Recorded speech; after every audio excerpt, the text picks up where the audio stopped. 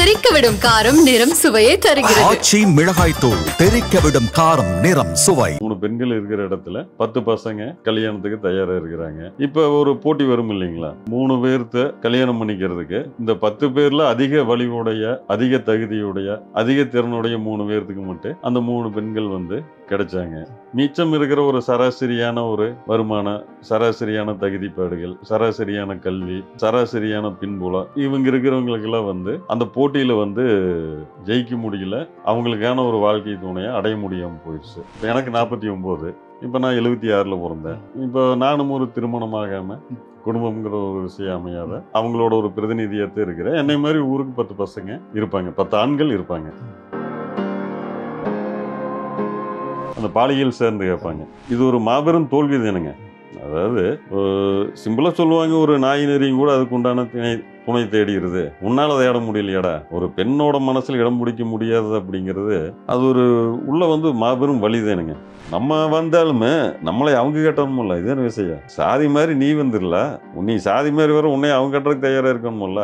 அவங்க இந்த விஷயத்துலாம் அவ்வளவு ஒரு தகுதி குறைவு எதிர்பார்த்த முடியாதுங்க. ஒரு பெண் ஒடுக்கப்பட்ட சமூகத்துல ஒரு பெண் குழந்தை வளர்ந்து கல்யாண வயசுல இருக்குதுங்கிறதுக்காக அது வயசானவனையில எந்த சாதிக்கான இருந்தாலும் கட்டாது. ஏன்னா அவங்களுக்கு கல்வி இருக்குது. அவங்க எல்லாம் இன்னைக்கு அவங்களோட தகுதிகள், அவங்களோட திறனால வளர்த்தி இதுல இருக்கிறாங்க. அவங்களுக்கு அதுக்கான அவசியமே இல்லை. கலஸ்தர தோஷங்கள் இருக்கிற ஜாதகங்கள்ல அவங்க வாழ்க்கை துணை குறித்த ஒரு எதிர்பார்ப்புகள், அந்த எதிர்பார்ப்புகள் பூர்த்தியாகிற நிலையில அவங்க அதுக்குண்டான சாட்டிஸ்பாக்சன் அடைவாங்களா அப்படிங்கறத பத்தின இதுல நம்ம சரியா இது பண்ண முடியாது. வயசாக மனப்பக்குவம் பக்குவம் அதிகமாச்சுன்னா அந்த குற்றம் குறைகள் இருந்தாலும் பொறுத்து கொள்ளக்கூடிய ஒரு தன்மை அப்படி தன்மை வந்துருச்சுன்னா பொருத்தமெல்லாம் பார்க்க வேண்டியது இல்லை. அந்த தன்மை வயசு அதிகமானதான் வரணுங்கிறது கிடையாது. ஒருத்தர் கருவிலேயே திரு உருவாகி 20 வயசுலயே அந்த மாதிரியான ஒரு பக்குவத்தோடு இருக்குல்ல. அப்படி இருந்தா நீங்க பொருத்தமே பார்க்க வேண்டியது இல்லை, தோஷங்களை பார்க்க வேண்டியது இல்லை. நீங்க கல்யாணம் பண்ணலாம், ஒண்ணு எப்படி இருந்தாலும் அப்படியே பேலன்ஸ் பண்ணி கொண்டு போயிருவீங்க. அப்படியான ஒரு பக்குவம் உங்களுக்கு 50 வயசு ஆனும் வராமையும் போல. அப்படி வராம போச்சுன்னா உங்களுக்கு அவசியம் பார்த்து ஆகணும். ஒரு குடும்பம்ங்கிற அமைப்பு ஒரு தனி மனிதனுக்கு வேணுங்கிற அளவுக்கு பாதுகாப்பு ஒரு உணர்வு கொடுக்குது அப்படிங்கிறது மறுக்க முடியாது. அதே குடும்பங்கிற அமைப்பு தான் அவனுக்கு அளவுக்கு மீறி பயத்தையும் கொடுக்குது. ஒரு தனி மனிதனா எனக்கு நான் பலகீனப்படும் போது, நோய்வாய்ப்படும் போது குடும்பங்கிற அமைப்பு இருந்தா நல்லா இருக்குமே அப்படின்னு நினைப்பேன். நான் நார்மலா இருக்கும்போது எனக்கு அந்த பிரச்சனை வராது. ஆனா ஒரு குடும்பத்தில் இருக்கக்கூடிய ஒரு மனிதன் நார்மலா இருந்தாலுமே தன்னோட மனைவியோ பிள்ளைகளோ நோய்வாய்ப்பட்டு என்ன பண்றது? ஏன்னா சுத்தி சம்பவங்கள் நடந்துட்டே இருக்குது. அப்ப நான் உணர்ந்த அளவுல வெளிப்பார்வைக்கு குடும்பம்ங்கிற அமைப்பு ஒரு மனிதனுக்கு பாதுகாப்பு கொடுக்கறதா இருந்தாலுமே அடிப்படையில அந்த குடும்பம்ங்கிற அமைப்பு அந்த மனிதனை பயத்திலேயே தான் வச்சிருக்குது. வாவுத்தமிழா பார்வையாளர்களுக்கு வணக்கம். கடந்த சில ஆண்டுகளாக நிகழ்ந்து வரும் ஒரு சமூக மாற்றம், திருமண வயது கடந்தும் திருமணமாகாமல் இருப்பவர்கள் எண்ணிக்கை அதிகரித்து வருகிறது. ஆண்கள் பெண்கள் இருபாலர்களிடையும் இந்த பிரச்சனை இருக்கிறது என்றாலும் குறிப்பாக ஆண்களிடம் மிக அதிகமாக இருக்கிறது. பிராமண சமூகத்தில் இந்த பிரச்சனை எப்படி எதிர்கொள்ளப்படுகிறது என்பது பற்றி சுகவனம் நடராஜன் நம்மளுக்கு ஒரு பேட்டி கொடுத்திருந்தார். அந்த வீடியோவின் இணைப்பு டிஸ்கிரிப்ஷனில் உள்ளது, பார்க்காதவர்கள் பார்த்துக்கொள்ளலாம். இதற்கு அடுத்தபடியாக கொங்கு பகுதியில் இந்த பிரச்சனை மிக அதிகமாக இருப்பதாக சொல்லப்படுகிறது. இது தொடர்பாக நம்முடன் கருத்து பரிமாற இருக்கிறார் எழுத்தாளரும் கவிஞரும் தொழில்முறை ஜோதிடருமான சு வெங்கட்வன். அவருடன் பேசலாம். வணக்கம். நான் முதலே சொன்ன மாதிரி சார், நீங்களும் அதை தெரிஞ்சிருப்பீங்க. இந்த பிரச்சனை ரொம்ப அதிகமாக இருக்குது அப்படின்னு சொல்கிறாங்க. குறிப்பாக கொங்கு பகுதியில் ரொம்ப அதிகமாக இருக்குன்னு சொல்கிறாங்க. நீங்கள் ஒரு ஜோதிடராகவும் இருக்கிறதுனால நீங்கள் இதை அன்றாடம் கவனிச்சுக்கிட்டும் இருப்பீங்க. ஸோ எந்த அளவுக்கு இந்த பிரச்சனை தீவிரமாக இருக்குது அப்படின்னு சொல்ல முடியும்? இது ஊருக்கு ஒரு 30 பசங்க இருக்கிறாங்க அப்படின்னா அந்த 30ல் ஒரு 10 பசங்க குடும்பம்ங்கிற ஒரு விஷயம் அமையாமல் தனித்து உதிரிகளாக போயிட்ட அளவுக்கு தீவிரமாக இருக்குதுங்க. அதாவது 3ல் 1 பங்கு ஆண்களுக்கு, 70களுக்கு அப்புறம் பிறந்தவங்களுக்கு, அதுலேயும் குறிப்பாக 75லேருந்து 85 வரைக்கும் பிறந்த இளைஞர்களுக்கு, அந்த காலகட்டத்து ஆண்களுக்கு 3ல் ஒருத்தருக்கு திருமணம்ங்கிற ஒரு விஷயம் இல்லாமல் போயிடுச்சு. கண்கூட அவனும் ஒரு உண்மைங்க. ஸோ வயசுன்னு நீங்கள் சொல்கிற கணக்குப்படி பார்த்தீங்கன்னா இன்றைக்கி அவங்களுக்கு 50 வயசாக இருக்கணும். இன்றைக்கி திருமணம் ஆகலை அப்படிங்கிற மாதிரி ஆகலை. அதோட பிரதிநிதியே தான் நான் இருக்கிறேன். இப்போ எனக்கு 49. இப்போ நான் 76ல் பிறந்தேன். இப்போ நானும் ஒரு திருமணமாகாமல் குடும்பம்ங்கிற ஒரு விஷயம் அமையாத அந்த அவங்களோட ஒரு பிரதிநிதியத்தை இருக்கிறேன். என்னை மாதிரி ஊருக்கு 10 பசங்க இருப்பாங்க, 10 ஆண்கள் இருப்பாங்க. உங்களோட திருமண முயற்சிகள் எதனால் எப்படி அது தள்ளி போச்சுது, என்ன நடந்தது அப்படிங்கிறது? நான் வந்து 1976 பிறந்தேனுங்க. எனக்கு திருமண முயற்சிகள் எடுக்கிறதுக்கு வந்து சில அதாவது உரிய வயசு அப்படின்னா ஒரு 25 வயசு சொல்லலாம். திருமணத்துக்கான முயற்சி பண்ணக்கூடிய வயசு அப்படின்னா ஒரு 25 சொல்லலாம். அந்த 25 வயசுல நான் இருக்கும்போது பார்த்தீங்கன்னா, எனக்கு வந்து சில சிக்கல்கள் இருந்தது. தொழில் சார்ந்து. அப்போ நாங்கள் வந்து பவர்லூம் சொந்தமா ஒரு விசைத்தறி கூடம் வச்சிருந்தேன். அது லோன் வாங்கி பண்ணுனது. கடுமையான பொருளாதார நெருக்கடிகள். அப்புறம் அதையொட்டி பல்வேறு சிக்கல்கள், நடைமுறை லௌகீக சிக்கல்கள்லாம் இருந்தது. அதனால அந்த வயசுல ஒரு 25 வயசுல வந்து நம்ம கல்யாணம் பண்ணிக்கிறதுக்கு பொண்ணு பார்க்கறதுங்கிறது நடைமுறைக்கு சாத்தியம் இல்லாத இருந்தது.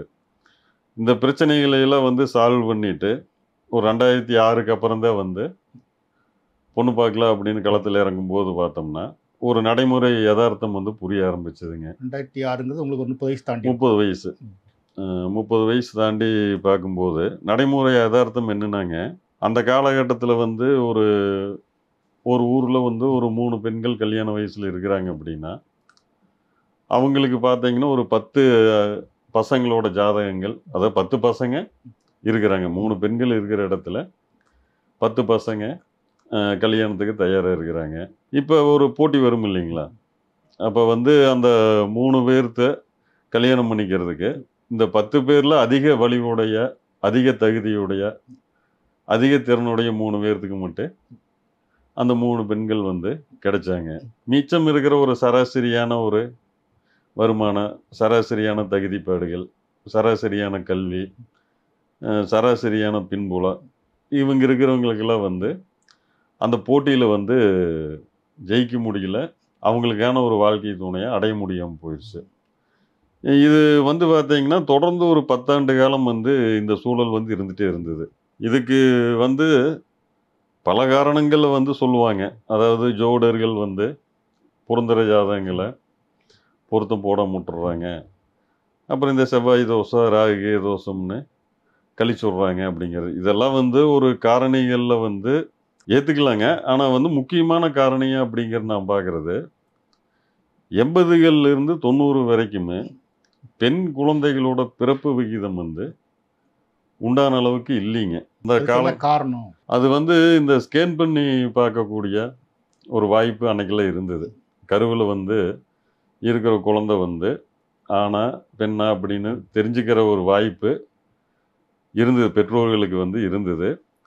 அந்த 70களுக்கு முன்னாடியெல்லாம் வந்து பார்த்தீங்கன்னா, அதாவது 80களுக்கு முன்னாடி 80 காலகட்டத்திலேயே நடந்த திருமணங்கள் எல்லாம் வந்து ஆண்களுக்கு அதிக வாய்ப்புடையதாக இருந்தது. அப்போ வந்து எனக்கு தெரிஞ்சு 80களில் நடந்த நிறைய கல்யாணங்களே வந்து நல்ல பெண்கள் எல்லாமே 2ஆம் தரமாக அல்லது வயசு அதிகமான ஒரு ஆணுக்கு வாக்கப்பட்டு போகிற மாதிரியான ஒரு சூழல்களில் இருந்ததுங்க. அந்த சூழல்கள் அதுக்கு முந்தி 2-3 தலைமுறைகளை நீடிச்சுட்டே இருந்த ஒரு சூழல் தான். உங்களுக்கு இவர் புதுமைப்பித்தனும் கூட ஒரு கதை எழுதியிருப்பார், இந்த கைம்பெண்ணை பற்றி, ஒரு ஓவியரை பற்றி. அப்படின்னா அவர் காலத்திலேயே இருந்திருக்கு. 1950களுக்கு முன்னாடியே அந்த பிரச்சனை கிட்டத்தட்ட 2-3 தலைமுறைகளை தாண்டி இருந்த ஒரு பிரச்சனையை 80களில் நான் நல்லா வந்து ஒரு நினைவு தெரிய ஆரம்பித்து உலகத்தை பார்க்கும்போது கண் கூட பார்த்தேன். 80களிலேருந்து 90 வரைக்கும் பெண்களுக்கு வந்து அவங்க தகுதிக்கு சமமான ஆண்களே கிடைக்காம போனதாக இருந்தது. ஒரு 20 வயசு பெண்ணுக்கு ஒரு 25 வயசு பையன் அப்படிங்கிறது ஒரு ரொம்ப கம்மியான ஒரு அளவில் தான் வந்து நடந்தது. மீதியெல்லாம் வந்து ஒரு 40 வயசு ஆள், 45 வயசு ஆள், 2ஆம் தாரா, 3ஆம் தாரா, இந்த மாதிரி தான் போயிட்டு இருந்தது. இந்த மாதிரியான ஒரு காரணங்களால் பெண் குழந்தைகளுக்கு ஒரு மதிப்பு இல்லாமல் போகிற ஒரு போக்கு இருந்ததுங்க. இது வந்து பெண் குழந்தையை அப்படியே சுமையை பார்க்க ஆரம்பித்தாங்க. ஏற்கனவே வந்து ஒரு குழந்தை வந்து முதல் குழந்தைய பார்க்கலிங்க. ஆனால் முதல் குழந்தையே பெண் குழந்தையா, அது பெண்ணாக இருந்தாலும் பரவாயில்ல. இல்லை, இந்த சுமையாக பார்க்க ஆரம்பிச்சதுக்கு அந்த வரதட்சணைங்கிறது ஒரு காரணமாக. வரதட்சணை தானேங்க. அப்போ ஆண்களுக்கு டிமாண்ட் இருந்த காலத்தில் ஆண்கள் வந்து பெண்ணை கொடுத்தா போகுது அப்படிங்கிற ஒரு மனநிலை இல்லை. அதுக்கு மேலேயும் வந்து அவங்க எதிர்பார்த்தாங்க, பொண்ணு எதிர்பார்த்தாங்க, பொருள் எதிர்பார்த்தாங்க. அது வந்து சமதகுதியுடைய ஆண்கள் எதிர்பார்க்கறத விடவும் 2ஆம் தாரமாக கொடுத்தாலுமே கூட நம்மளால முடிஞ்ச ஏதாவது ஒன்று பண்ணி தான் கொடுக்கணுங்கிற மாதிரி சூழ்நிலையெல்லாம் வந்து இருந்ததுங்க. இதெல்லாம் வந்து அந்த காரணங்களால் வந்து பெண் குழந்தையை வந்து ஒரு பாரமாக சுமையாக நினைக்கிற ஒரு போக்கு உருவாகியிருந்தது, ஒரு மனப்பாங்கு உருவாகியிருந்தது. இப்போ என்ன பண்ணுறாங்க, அதை பார்த்து வளர்ந்தவங்க குடும்பமாக வரும்போது நம்மளுக்கு பெண் குழந்தைகள் இருந்தால் நம்ம அக்கா தங்கச்சியை கட்டி கொடுக்குறக்கு எவ்வளோ கஷ்டப்பட்டோமோ அப்படிங்கிற மாதிரி எல்லாம் மனசில் சிந்திச்சு பார்த்து முதல் குழந்தை ஆணோ பெண்ணை ஏற்றுக்கிறாங்க. ரெண்டாவது குழந்தை பெண் அப்படிங்கும்போது அவங்களுக்கு பெண்ணா ஆனாங்கிறது தெரிகிற ஒரு வசதி இருந்தது இல்லைங்களா, ஸ்கேன் பண்ணி பார்த்து சொல்லக்கூடிய ஒரு வசதி இருந்தது இல்லைங்களா. அப்போ வந்து பெண் குழந்தைன்னா அதை ஆபரேஷன் பண்ணிக்கிற ஒரு போக்கு இருந்ததுங்க. இது பரவலாகவே இருந்தது. ஆனால் பொதுவாக இதை பற்றி பேசும்போது என்ன சொல்லுவாங்கன்னா, உசிலம்பட்டி ஏரியா, மதுரை இல்லை, அங்கே வந்து பிறந்த குழந்தைகளை வந்து பிறந்ததுக்கு அப்புறம் கள்ளிப்பாலை கொடுத்தாங்க, அதை பண்ணால் நம்ம பார்த்துக்கிற கருத்தம்மா மாதிரி படத்துல எல்லாம் கூட காட்டிக்கிறாங்க. இங்கே வந்து வயிற்றில் இருக்கிற குழந்தைகளே வந்து தெரிஞ்சுக்கிட்டு, ஸ்கேன் மூலமாக தெரிஞ்சுக்கிட்டு பெண் குழந்தையாக இருக்கிற பட்சத்தில் அதை அழிக்கிற ஒரு போக்கு இருந்ததுங்க. அதன் காரணமாக வந்து ஒரு 10 பெண் குழந்தைகள் பிறக்க வேண்டிய ஒரு ஊரில் ஒரு 3 பெண் குழந்தைகள் மட்டும்தான் பிறந்தாங்க. மீதி 7 பேர் வந்து பிறக்கறக்கே வாய்ப்பு இல்லாமல் போயிட்டாங்க. அதே சமயம் அதே காலகட்டத்தில் 10 ஆண் குழந்தைகள் பிறக்க வேண்டிய ஊரில் 10 ஆண் குழந்தைகள் பிறந்துட்டாங்க. இப்போ அவங்கெல்லாம் வளர்ந்து ஆளாகி வர்றாங்க. நான் சொல்கிறது 80 to 90. அவங்க வந்து ஆளாகி கல்யாண வயசுக்கு எப்போ வர்றாங்கன்னா 80லேருந்து ஒரு 20 சேர்த்துங்க 2005லேருந்து 2015 வரைக்குமான காலகட்டம் வரும்போது இந்த விதைச்சது அறுவடைக்கு தயாராக இருக்குது. அதாவது விதைச்ச வினை வந்து அறுவடைக்கு தயாராக இருக்குது. அப்போ நானெல்லாம் 2006 வாக்கில் வந்து பொண்ணுத்தலை வீட்டு போடணுங்களா, இப்போ வந்து என்ற மாதிரி ஒரு 10 பேர் இருக்கிறா. ஆனால் எங்களுக்கான பெண்கள் 3 பேர் தான் இருக்கிறாங்க. இதில் வந்து அதிக தகுதி உடையவனுக்கு போகிறதே நடக்கு. டிமாண்ட் இருக்கும்போதுங்க யார் அதிக விலை கொடுக்குறாங்களோ அவங்களுக்கு தானே ஒரு விஷயம் கை வந்து சேரு. அந்த மாதிரி போயிடுச்சு. நாங்களும் ஒரு சராசரி தளத்தில் இருந்தோம். இது ஒரு சிக்கலுங்க.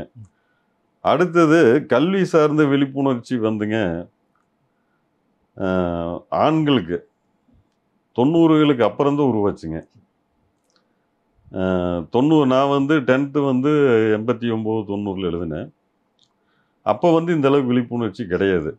அது இந்த உலகமயமாக்கலுக்கு அப்புறம் நிறைய கல்லூரிகள் இதெல்லாம் வந்து உருவானதுக்கு அப்புறம்தான் வந்து கல்வி படித்தா ஒரு நல்ல நிலைமைக்கு போயிடலாம் அப்படிங்கிற தகவல் தொழில்நுட்பத்துறையெல்லாம் வளர்ந்து ஊருக்கு 2 பசங்க போய் சம்பாதிக்க ஆரம்பித்ததுக்கு அப்புறம்தான் படிப்பு தான் முக்கியம் அப்படிங்கிற ஒரு எண்ணப்பாடு வந்தது.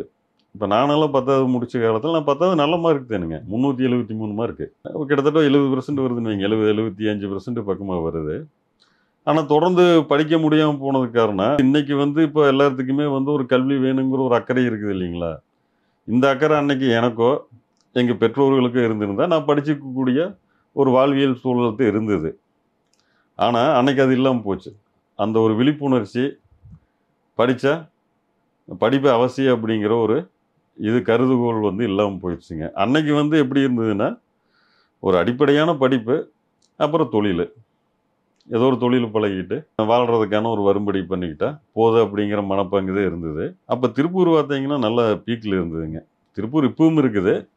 அன்றைக்கி திருப்பூர் தொழில்துறை வந்து நிறைய பேர் ஒரு சராசரி நடுநிலை கல்வி, அதுக்கும் கம்மியான கல்வி, ஸ்கூலையே தாண்டாதவங்க எல்லாருமே திருப்பூருக்கு ஒரு தொழிலாளியாக வேலைக்கு போய் ஒரு ஃபேப்ரிகேஷன் மிஷின் ஓட்டராக போனவர், அவர் சொந்தமாக ஒரு இதை ஆரம்பிச்சிருப்பார். ஒரு டெய்லராக போனவர், அவர் ஒரு யூனிட் ஆரம்பிச்சிருப்பார். அவங்கெல்லாம் வந்து ஒரு தொழில் முனைவோர்களை உருவாகி ஊருக்கு 1-2 பேர் ப்ரூவ் பண்ணிகிட்டு இருந்தாங்க. அப்போ வந்து இங்கே படிப்பா இதா அப்படிங்கிற மாதிரி சுச்சுவேஷனில் படிக்கிறதுக்கான பெரிய ஒரு பொருளாதார பின்புலம் இல்லாதவங்க, சரி நம்ம ஏன் கஷ்டப்பட்டு கடனை வாங்கி படிக்கணும், போய் தொழில் பழகுவோம், நம்ம ஒரு தொழில் முனைவோரை உருவாகலாம் அப்படிங்கிற மாதிரி மனநிலையில் படிக்காமல் போயிட்டோம். இப்போ 2006க்கு அப்புறம் வந்து பொண்ணு தொலைவும் போது, ஆனால் இந்த இப்போ வந்து 70 to 80 பிறந்த பசங்க 80லேருந்து 90 வரைக்கும் பிறந்த பொண்ணுக்கு தானே அவங்களுக்கு மேட்ச் ஆவாங்க. ஒரு வயசு வித்தியாசம் இருக்குது இல்லைங்களா. இதே வந்து 80லேருந்து 90 வரைக்கும் பிறந்த பொண்ணுங்க, அவங்க வந்து 10 பெண்களுக்கு 3 பேர் தான் பிறந்தாங்க. அந்த 3 பேருக்குமே அவங்களோட குடும்பத்தோட பொருளாதார நிலை எப்படி இருந்தாலும் போனாலுமே படிக்கிறதுக்கான ஒரு சூழல் உருவாகிருந்தது. அவங்க 80ல் பிறந்த ஒரு பொண்ணு ஸ்கூல் முடிச்சுட்டு ஒரு 17 வயசில் 97-98 காலேஜ் போகலாங்கிற சூழ்நிலையில் நிறைய கல்லூரிகள் உருவாகிருந்தது. அந்த காலகட்டத்தில் பார்த்தீங்கன்னா இந்த தகவல் தொழில்நுட்பத்துறையில் முதல் தலைமுறை ஒரு கிராமத்துக்கு 1-2 பேர் ஒரு கணினி கம்ப்யூட்டர் சம்மந்தமாக படித்து போய் ஒரு நல்ல பொருள் ஈட்டக்கூடிய ஒரு இதெல்லாம் உருவாகியிருந்தது. அப்போ பெண் குழந்தைகள் ஆட்டோமேட்டிக்காக எல்லாருமே படிக்க ஆரம்பிச்சிட்டாங்க. இப்போ 2006 வரும்போது பிறந்ததே 3 குழந்தைங்க தான் பிறந்தாங்க. அவங்களுக்கு நல்ல படிப்பு, 1 டிகிரி 2 டிகிரி. இப்போ வந்து படிப்பும் வந்து ஒரு பின்னடைவை உருவாயிருச்சுங்க. தகுந்த எண்ணிக்கையில் வந்து பெண்கள் குறைந்தது அப்படிங்கிறது ஒரு காரணம். அப்படி குறைந்து இருக்கிற எண்ணிக்கையில் பிறந்த பெண்களை வந்து கிடைக்காம போனதுக்கு மற்ற பசங்களுக்கு அவங்களுக்கு படிப்பு இல்லைங்கிறதும் ஒரு காரணம். ஸோ இந்த 3 பேர் ஆப்போசிட் சைடில் இருக்க 10 பேரில் படித்தவங்களை மட்டும் செலக்ட் பண்ணி படித்தவங்க, நல்ல பதவியில். ஆமாம், படித்தவங்க, ஒரு நல்ல வருமானத்தில் இருக்கிறவங்க. இது வந்து அவங்களுக்கு படிப்பு அப்படிங்கிறது ஒரு முக்கியமான ஒரு தகுதியை ஆயிடுச்சு. ஒரு பொண்ணை கல்யாணம் பண்ணுறதுக்கு படிப்புங்கிறது முக்கியமான தகுதி ஆயிடுச்சு. இப்பவும் வந்து பார்த்தீங்கன்னா படித்த பசங்களுக்கு வந்து வயசில் ஒரு சலுகை இருக்குதுங்க. ஒரு 33 வயசு அப்படிங்கிறது வந்து படிக்காமல் ஊரில் விவசாயம் பார்த்துட்டு இருக்கிற பையனாக இருந்ததுன்னா பெண் குடும்பத்தார் வந்து கழிச்சிருவாங்க. வயசு ஆயிடுச்சுப்பா, அது ஆகாது, 30க்குள்ளே பார்க்கல அப்படிம்பாங்க. இவங்க பொண்ணுக்கு வந்து ஒரு 26, 27, 28, 30 இருக்குது. அதே 33 வயசில் ஒரு படித்து ஒரு 2 லட்சம் ரூபா 3 லட்சம் ரூபா சம்பளத்தில் சென்னை, பெங்களூரு இந்த மாதிரி பெருநகரங்களில் ஒரு பையன் வேலையில் இருக்கிறான்னா அது ஒன்றும் பிரச்சனை இல்லை. 33 வயசுங்கிறது அப்போ அவங்களுக்கு வந்து அது ஒரு சலுகை கிடைக்கிது. அதுக்கு முக்கியமான காரணம் அவங்களுக்கு இருக்கிற படிப்பு, உத்தியோகம், அப்புறம் அதை ஒட்டி அவங்க வாழ்ந்துட்டு இருக்கிற ஒரு நல்ல சௌகரியமான வாழ்க்கை. இதெல்லாமே வந்து காரணங்க. இந்த பெண் குழந்தைகளோட பிறப்பு விகிதம் அப்படிங்கிறது கம்மியாக, அதாவது சரிசமமாக இல்லாமல் குறைவாக இருந்தது வந்து 80 to 90 காலகட்டம் தானுங்க. 90களில் தான் வந்து இந்த கருவிலேயே வந்து செக் பண்ணி சொல்கிறத வந்து தடை பண்ணாங்கன்னு நினைக்கிறேன். 90 அல்லது 91 சரியாக ஞாபகம் இல்லைங்க. ஆனால் அந்த காலகட்டத்தில் தடை பண்ணிட்டாங்க. சொல்லக்கூடாது, ஸ்கேன் பண்ணி பார்த்து பையனா பொண்ணாங்கிறத சொல்லக்கூடாது அப்படின்னு சொல்லிட்டாங்க. அதுக்கப்புறம் வந்து பார்த்தீங்கன்னா அந்த பிறப்பு விகிதம் வந்து ஈக்குவலாக ஆரம்பிச்சிருச்சு. அது 10 பசங்க இருக்கிற ஊரில் 8 பொண்ணுங்க 9 பொண்ணுங்க அப்படிங்கிற மாதிரி ஈக்குவலாக ஆரம்பிச்சிருச்சு. இப்போ வந்து அந்த பெண்களோட சதவீதம் கொஞ்சம் அதிகமாகவே இருக்கிற மாதிரி எனக்கு தோணுது. ஏன்னா இப்போ கடைசியாக வந்த வாக்காளர் பட்டியல் பார்த்தோம்னா பெண் வாக்காளர்கள் அதிகம் இருக்கிறாங்க. கிட்டத்தட்ட வந்து 2 தேர்தலாக செக் பண்ணிட்டு தான் இருக்கிறாங்க, அதிகமாக இருக்கிறாங்க. இது நீங்களும் மற்ற விஷயங்களில், அதாவது ஒரு 10ஆம் வகுப்பு பொதுத் தேர்வு எழுதுறவங்க, 12ஆம் வகுப்பு பொதுத் தேர்வு பார்த்தீங்கன்னா பெண்கள் அதிகமாக இருக்கிறது உங்களுக்கு தெரிய வரல. இப்போ வந்து 90க்கு அப்புறம் பிறந்த பொண்ணுங்களுக்கு வந்து பசங்களுக்கும் சரி அவங்களுக்கான பொண்ணுங்க அவங்க தகுதிக்கு தகுந்த ஆணோ பொண்ணோ இருக்கிறாங்க. ஆனால் 90க்கு அப்புறம் பிறந்த பசங்களுக்குமே இப்போ பொண்ணு கிடைக்கிறதுல டிமாண்ட் இருக்குது, அதாவது இழுவரியே இருக்குது. இப்போ என்ன காரணம்னாங்க, அன்னைக்கு வந்து எங்களுக்கு, அதாவது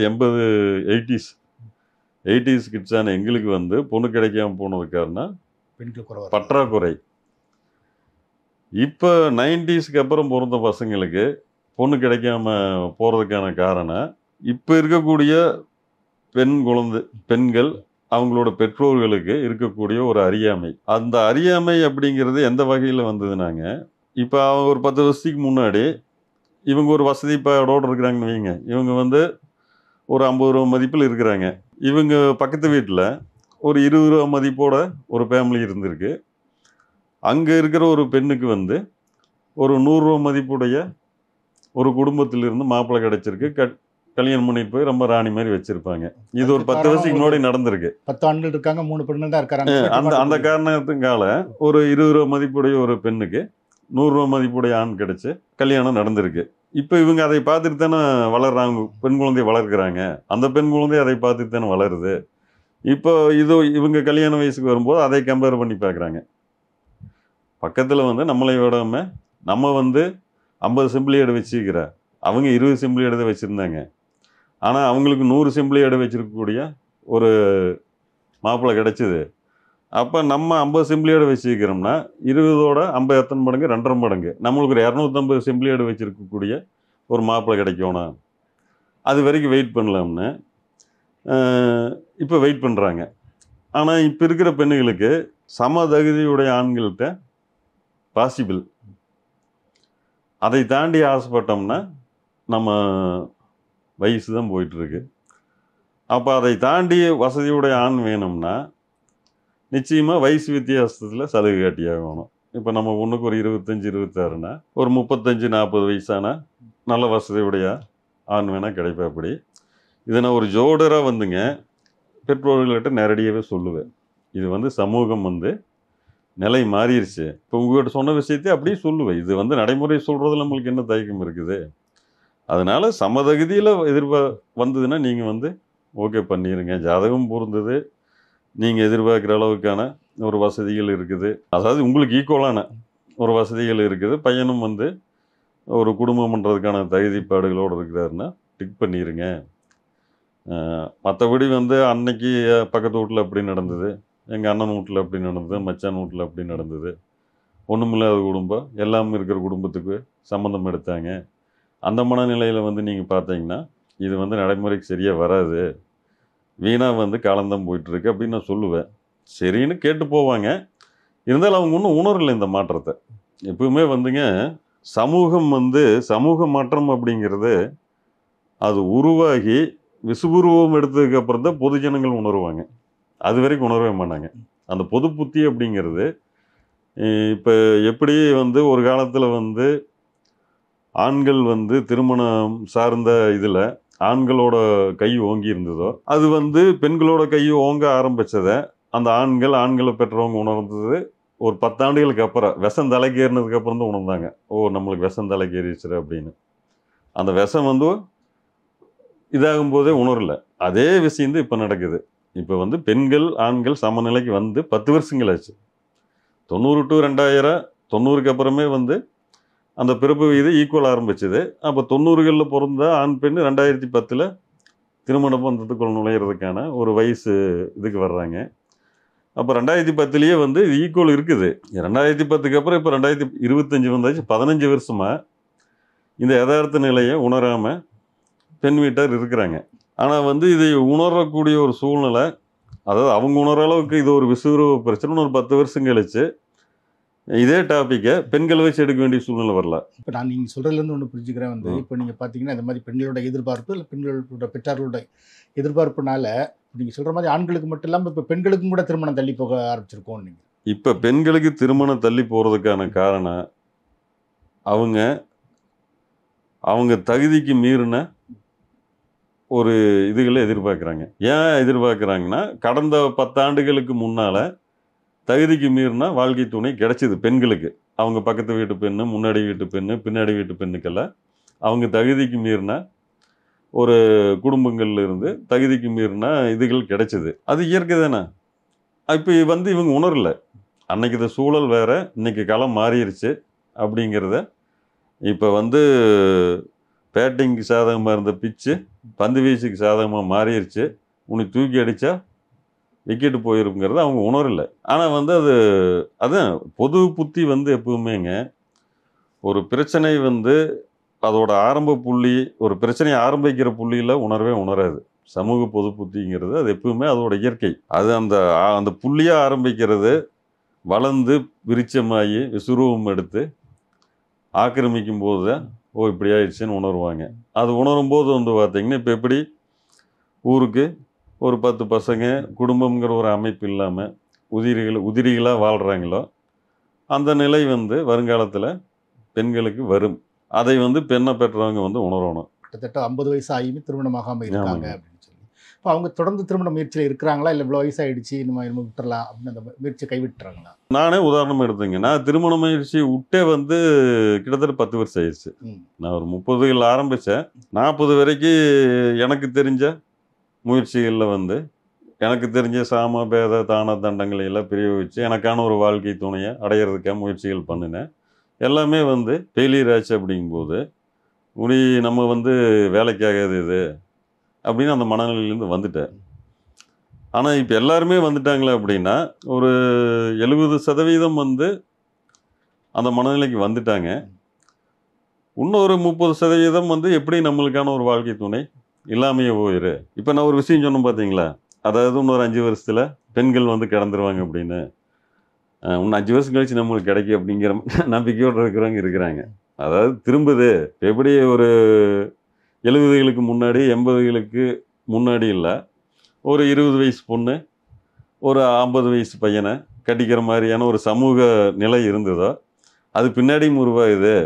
நம்ம கொஞ்சம் கட்டுக்கோப்பாக இருந்தோம்னா நம்மளுக்கு இன்னொரு இன்னிங்ஸ் இருக்குது அப்படிங்கிற மாதிரியுமே நகைச்சுவையாவோ நம்பிக்கையாவோ காத்திருக்கிறவங்களும் இருக்கிறாங்க.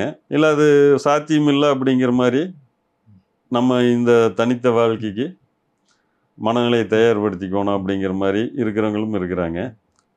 இது 2 வகைனா இடையில ஒரு குறிப்பிட்ட பகுதி சிதைஞ்சிட்டாங்க, எதிர்கொள்ள முடியாதில்லைங்க. இது கல்யாணம் இல்லாமல் வேற வெளியே இருக்கிறவங்களுக்கு பெருசாக மன உளைச்சல் கிடையாது. அந்த மன உளைச்சல் அப்படிங்கிறது தனிப்பட்ட முறையில் அவங்களோட சொந்த தேவையின்மைகள் சார்ந்து உருவாகிறது. ஆனால் ஊர்காட்டிலேயே வாழ்ந்துட்டு இருக்கிற ஒருத்தனுக்கு அந்த கேள்வியை எதிர்கொள்ளணும். ஒரு நல்லது கெட்டதுக்கு போனால் சந்திச்சா எதிர்கொள்கிற கேள்வி இது. அதாவது கல்யாணம் இல்லாமல் போயிட்டா கடைசி காலத்தில் யார் சாப்பாடு போடுவாங்க, அதை ஒரு பீதி அந்த பீதியிலேயே தான் இருந்துட்டு இருக்க முடியும்.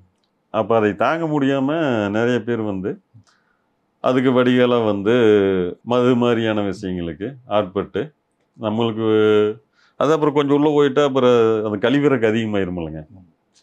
ஒரு பெக்கு உள்ளே போயிடுச்சுன்னா கழிவிறக்கு அதிகமாயிரு.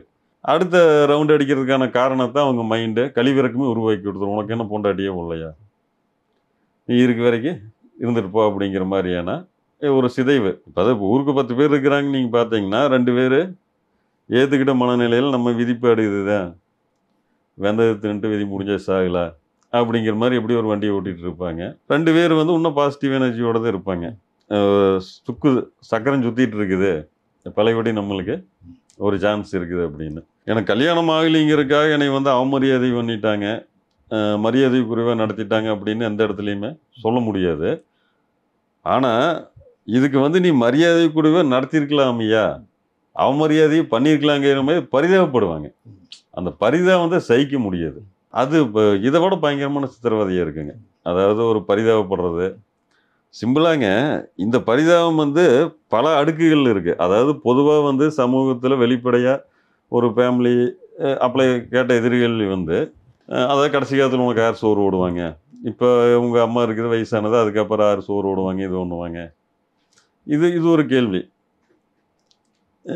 இது கொடுக்கக்கூடிய ஒரு மனச்சோர்வு, மன உளைச்சல், பதட்டம், இது ஒரு பக்கம். இதே சம வயசில் நம்மளுடைய சிறுசில் இருந்து நமக்கு கொஞ்சம் க்ளோஸ் சர்க்கிள் இருப்பாங்க இல்லைங்களா, க்ளோஸ் சர்க்கிள் இருப்பாங்க.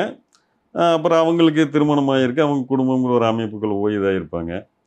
அவங்க கேட்குற கேள்விகள் கொஞ்சம் அகவயமானது, அது யதார்த்தமான கேள்வி தான். நீ அப்போ அதுக்கெல்லாம் என்ன பண்ணுற அப்படிங்கிற மாதிரி அந்த பாலியல் சேர்ந்து கேட்பாங்க.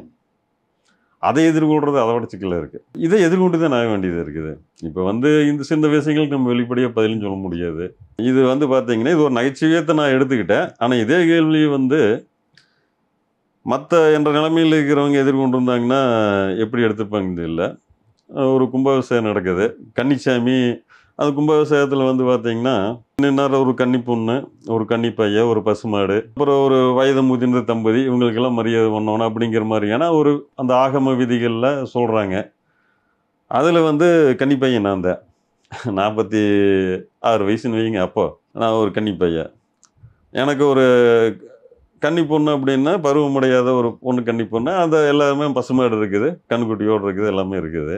அப்போ நம்மளுக்கு மாலை போட்டு புது துணி வேட்டி சட்டையெல்லாம் எடுத்து கொடுத்து மாலை போட்டு அதுக்கு உண்டான மரியாதை பூஜை இதெல்லாம் பண்ணுற அந்த கும்பமெல்லாம் கொடுத்து பண்ணுறாங்க. அப்போ நம்ம மச்சான் ஒருத்தர், ஏமாப்பில் நீ உண்மையிலேயே கன்னி பையன் தானே அப்படின்னு கேட்குறாரு. அது நகைச்சுவையாக நான் எடுத்துட்டேன். ஆனால் அது கொடுக்குற வலி இந்த மாதிரி வழிகளையும் எதிர்கொள்ள வேண்டி வரும். இதனால தான் ஒரு பாதி பேர் இந்த அகவயமான இது ஒரு மாபெரும் தோல்வி தானுங்க. அதாவது சிம்பிளாக சொல்லுவாங்க, ஒரு நாய் நெறியும் கூட அதுக்கு உண்டான துணை தேடிடுது. உன்னால் அதை இடம் முடியலையாடா. ஒரு பெண்ணோட மனசில் இடம் பிடிக்க முடியாது அப்படிங்கிறது அது ஒரு உள்ள மாபெரும் வழி தானுங்க. அது சமூக அமைப்பு எப்படியே இருக்கட்டு போட்டு இத்தனையும் தாண்டி தான் கல்யாணம் பண்ணவங்க இருக்கிறாங்க. இப்போ நான் சொன்ன ரீசன் வசதி கம்மியாக இருக்கிறதுனால கல்யாணம் ஆகலை, படிப்பு இல்லாதனால கல்யாணம் ஆகலை, காம்படிஷன் அதிகமாக இருந்ததுனால கல்யாணம் ஆகலை, இதெல்லாம் வந்து இருக்கலாம், ஓரளவுக்கு உண்மை இருக்கலாம். ஆனால் இவ்வளோ கடினமான சூழ்நிலையிலையுமே கல்யாணம் பண்ண வசதி கம்மியானவங்க இருக்கிறாங்க. இவ்வளோ கடினமான சூழ்நிலையிலையுமே தனக்கான ஒரு பெண்ணை தேர்ந்தெடுத்துக்கிட்டால் படிப்பே இல்லாதவங்க இருக்கிறாங்க. அப்போ அதை என்ன சொல்லுவோம், அவங்க வந்து பவுலிங் பிச்சிலி சதம் அடித்தாளுங்க. இப்போ வந்து இது எப்படி போனாலும் என்னதான் காரணங்கள் சொன்னாலும் நம்ம வந்து நமக்கான ஒரு பெண்ணை ஒரு பெண் மனசில் ஒரு பெண் மனசில் இடம் பிடிக்க முடியல அப்படிங்கிறது, அல்லது நம்ம ஒரு பெண்ணை ஆட்கொள்ள முடியல அப்படிங்கிறது, அது ஒரு துயரம் தானுங்க. அது ஏற்றுக்க வேண்டியது, வேற என்ன பண்ண முடியும். அதாவது நம்ம முடியாத விஷயங்களை ஏற்றுக்க வேண்டியது. ஆனால் இது வந்து என்னென்னா, இது இப்படியான துயரம் தான் தன்னை ஆட்கொண்டு இருக்குது அப்படின்னு தெரியாமல் இப்படியான ஒரு துயரத்தினால சித்திரவதைக்கு உள்ளாகி குடி சார்ந்து நம்ம தீவிரமாக போய் தன்னை சிதைச்சிக்கிறவங்கள இருக்கிறாங்க, மருந்து குடி செத்து போனவங்கள இருக்கிறாங்க. இதன் காரணமாக உறவுகளை பகைச்சிக்கிட்டவங்கள இருக்கிறாங்க. அவங்க அக்கால தங்கச்சி அண்ணனை தம்பியை கல்யாணம் பண்ணி இருப்பாங்க. நீ வந்து எனக்கு இத்தனை பேர் இருக்கிறீங்களா, எனக்கு என்ன கல்யாணம் பண்ணி வச்சிங்களா அப்படின்னு அவங்களும் வந்து துன்பப்பட்டு உறவுகளையும் துன்புறுத்துறது. எனக்கு உடனே பண்ணைத்து பங்கு வை, எதோ கொஞ்சம் கொஞ்சம் இருந்ததுன்னா பண்ணைத்து பங்கு வை, நான் விற்று தேவை பண்ணுவேன். இந்த மாதிரி இதோட உபவிளைவுகளாக நிறையா இருக்குது. ஆனால் இப்போ எல்லாம் வந்து கிட்டத்தட்டங்க இந்த புழுதியில் அடங்கிருச்சுங்க. இப்போ ஒரு முதிர்கண்ணர்கள் கல்யாணம் இல்லாமல் போனவங்க, அவங்க அவங்க அதனால் அவங்களுக்கு உண்டான விளைவுகள், அதோட அலைச்சல் திரிச்சல் எல்லாம் அடங்கி இப்போ வந்து ஒரு சமூகம் இது காலப்போக்கில் எல்லாமே அடங்கித்தானே செய்யுங்க. தொடர்ந்து அதோட தீவிரத்தோட எந்த சூழலுமே இருக்க முடியாது இல்லைங்களா. எதை வச்சு சொல்கிறேன்னா, இப்போ இந்த ஒரு 4-5 வருஷத்தில் என்னையெல்லாம் வந்து எப்போ கல்யாண சாப்பாடு ஓட போகிறேன்னா, இது கடைசி காலத்தில் யார் இது பண்ணுவாங்கன்னா யாரும் கேட்குறதில்ல. ஏன்னா அவங்க பழகி போயிட்டாங்க. ஆனால் அடுத்த அலை வந்து உருவாகுது. அந்த அலையில் வந்து கல்யாணம்ங்கிற ஒரு விஷயம் அமையாமல் பெண்கள் வந்து குடும்பங்கிற ஒரு வாய்ப்பு கிடைக்காம பெண்கள் தனித்து வாழ வேண்டிய மாதிரியான ஒரு அலை வந்து உருவாயிருச்சு, இன்னும் வெளிப்படலை. எப்படி நில அதிர்வு வந்தால் கொஞ்சம் நேரத்துக்கு அப்புறம் தானே சுனாமி வருதுங்க, அந்த மாதிரி அதுக்குண்டான அதிர்வு உருவாயிருச்சு. அது வந்து ஒரு சுனாமியாக வந்து கரையை கடக்கும்போது நம்ம அதை தடுக்க முடியாது. அதோட விளைவுகளுக்கு தான் ஆளாக முடியுமே தவிர அதை நம்ம தடுக்க முடியாது. நீங்கள் சொன்னீங்க வந்து 50 வயசு ஆகியும் ஆண்களுக்கு திருமணமாகாமல் இருக்குது. இப்போ பெண்களுக்கு அந்த பிரச்சனை இருக்குன்னா எத்தனை வயசு வரைக்கும் அவங்களுக்கு அந்த ப்ராப்ளம் இருக்குது? இப்போ வந்துங்க பெண்களுக்கு வந்து எனக்கு தெரிஞ்ச ஒரு ஜோடனை 32, 33 வயசுலேயும் வந்து பெண்கள் வந்து மாப்பிள்ளை தேடிட்டு இருக்கிறாங்க. இது வந்து பெண்களுக்கு அதிக வயசு தான் உண்மையிலேயே. இப்போ திருமண தகவல் மையத்துக்கு நிறைய இருக்குது. இப்போ ஒவ்வொரு குலதெய்வ கோயில்கள் வந்து அங்கே வந்து நிறைய இருக்குதுங்க. ஒவ்வொரு குலதெய்வ கோயில்லையும் வந்து ஒரு அறக்கட்டளை மாதிரி ஆரம்பித்து திருமண தகவல் மையம் நடத்துகிறாங்க. அங்கே போய் நீங்கள் வந்து ஒரு இது கணக்கு ஒப்பிட்டு பார்த்தீங்கன்னா, ஒரு 25 வயசுக்கு மேலே 33, 34 வயசுக்கு உள்ள வந்து பெண்கள் வந்து நிறைய ஜாதகங்கள் இருக்கிறத பார்ப்பீங்க. இதெல்லாம் வந்து மாப்பிள்ளை கிடைக்காதனால அவங்க இல்லை, எந்த மாப்பிள்ளையை செலக்ட் பண்ணுறதுன்னு தெரியாதனால இருக்கிறாங்க. இப்போ நீங்கள் வந்து நம்ம பஸ் ஸ்டாப்பில் நிற்கிற பஸ் வருது, எல்லா சீட்லேயும் ஆளுக்கு வந்துருக்குது, ஒரே ஒரு சீட்டு மட்டும் காலியாக இருக்குதுன்னா யோசிக்கவே மாட்டேன், போய் உட்காந்துருவேன். எல்லா சீட்டுமே காலியாக இருக்குது, ஒரே ஒரு சீட்லேயும் மட்டும் ஆள் இருக்குதுன்னா கொஞ்சம் தடுமாறும் இல்லைங்களா, இந்த சீட்டில் போகிறதா அந்த சீட்டில் போகிறதான்னு. அந்த தடுமாற்றத்தில் தான் வந்து இப்போ வந்து பெண்களோட பெற்றோர்கள் நிலை வந்து இருக்குது. இப்போ இது வந்து உங்களுக்கு 25 வயசில் ஒரு 30 வயசுக்கு உள்ளே வந்து அவங்க சாய்ஸில் இருக்கும். ஸோ வயசு தாண்டிடுச்சுன்னா அப்புறம் அவங்களுக்குமே சாய்ஸ் போயிருந்தாங்க. இல்லை, இப்போ வந்து வயசு தாண்டினது வந்துங்க அவங்க வந்து அதிகப்படியான தகுதிப்பாடுகளோடு இருக்கிறாங்க. அது ஒரு முக்கியமான காரணம். அதாவது ஒரு 2 லட்சம் ரூபா 2.5 லட்சம் ரூபா சம்பளம் வாங்கியிருப்பாங்க, ஒரு 2-3 டிகிரி படிச்சிருப்பாங்க, டாக்டர் மாதிரியான ஒரு பின்புலத்தில் இருப்பாங்க. அதன் காரணமாகவும் அவங்க வந்து இப்போ ஒரு டாக்டர் ஒரு மருத்துவத்துறையில் இருக்கக்கூடிய ஒரு பெண் இருக்கிறாங்கன்னு வைங்க, அவங்க வந்து 100க்கு 90 வந்து அதே துறையத்தை எதிர்பார்ப்பாங்க. அதனாலையும் கொஞ்சம் தள்ளி போகு. அதே மாதிரி ஒரு 2 லட்சம் ரூபா சம்பளம் வாங்குகிற பொண்ணு என்னதான் வயசாகுதுனாலும் வந்து அதுக்கு கம்மியாக சம்பளம் வாங்குகிற ஒருத்தனை கட்ட முடியாது. அது கட்டினா அப்புறம் நடைமுறை சார்ந்து அந்த அவங்களுக்குள்ள அந்த ஈகோ பிரச்சனையெல்லாம் வரும் அப்படிங்க அந்த புரிதலில் இருக்குது இல்லைங்க. இதன் காரணமாகவும் தள்ளி போகுது. பெண்களுக்கு வந்து பார்த்தீங்கன்னா வயசு கம்மியான பசங்களுக்கும் கூட மேட்ச் ஆகுறாங்க. அது வந்து ஒரு அங்கீகரிக்கப்பட்ட ஏற்றுக்கொள்ளப்பட்ட ஒரு இதாகிருச்சு. ஒரு 27 வயசு பையனுக்கு ஒரு 27 வயசு பையன் அது ஏற்பாடு பண்ணுற திருமணத்திலேயே அது நடந்துகிட்டே இருக்குது. அதாவது பெண்ணோட ஆணுக்கு வயசு குறைவு அப்படிங்கிறது. இதுவும் வந்து இப்போ இருக்கக்கூடிய பெண்களுக்கு வந்து ஒரு அவங்க வந்து அந்த களத்தை வந்து தவறாக கணிக்கிறதுக்கான ஒரு காரணமாக மாறிடுது. இப்போ அந்த கல யதார்த்தம்ங்கிறது வந்து தகுதிக்கு அதிகமாக ஆசைப்பட்டால் வாய்ப்பு இல்லைங்கிறத கல யதார்த்தம். தகுதிங்கிறது கல்வி, வயசு, அழகு, அந்தஸ்து இதெல்லாம் தான் தகுதி. இதுக்கு அதிகமாக ஆசைப்பட்டால் இதுக்கு அதிகமாக ஆசைப்பட்டு கிடைச்சது ஒரு காலம், இந்த 10 ஆண்டுகளுக்கு முந்தின காலம். இப்போ வந்து தகுதிக்கு அதிகமாக ஆசைப்பட்டோம்னா வாய்ப்பே இல்லைங்கிறத கல யதார்த்தம். எல்லா யதார்த்தத்தையும் தாண்டி 1-2 விஷயங்கள் நடக்கலாம். இப்போ வயசு எச்சா இருக்கிற ஒரு பொண்ணுக்கு வயசு கம்மியாக இருக்கிற ஒரு பையன் அமையுது அப்படிங்கிறது அது வந்து 1-2 நடக்குமுங்க. ஏன்னா அந்த பையனை பெற்ற பெற்றோர்கள் வந்து அவ்வளோ பதட்டத்தில் இருப்பாங்க. விட்டோம்னா போயிரு, அவங்களுக்கு கல யதார்த்தம் தெரியாது. அதாவது பையன் புள்ள பிறப்பு விகிதம் கரெக்டாக இருக்குது இது அப்படிங்கிற ஹோட்டல் லிஸ்ட் பார்த்தாலுமே தெரியாது. நம்ம தொகுதியில் வந்து ஒரு பெண் குழந்தைகள் வந்து ஒரு 10,000 ஓட்டு எச்சு இருக்குதுப்பா அப்படின்னா அது தெரியாது. அவங்களே சொல்லுவாங்க, பள்ளிக்கூடத்திலாம் போய் பார்த்தோம்னா பூரா பொம்பளை பசங்களாகத்தான் இருக்குதுப்பா, பசங்க கம்மியாகத்தான் இருக்காங்க அப்படின்னு சொல்லுவாங்க. இருந்தாலும் வந்து அவங்க பையன் கல்யாண விஷயத்தில் வரும்போது பதட்டமாயிருவாங்க. பையனுக்கு 25 வயசு தான் ஆகிருக்கு, விட்டோம்னா இவன் சித்தப்பன் கிடந்து போன மாதிரி அல்லது மாமன் கிடந்து போன மாதிரி இவனும் கிடந்து போயிடுவேன் அப்படின்னு அவசரப்பட்டு ஒரு 2 வயசு 3 வயசு 3 வயசு வித்தியாசமெல்லாம் போகிறது இல்லைங்க. நம்ம வந்து அபாண்டமாக சொல்லக்கூடாது.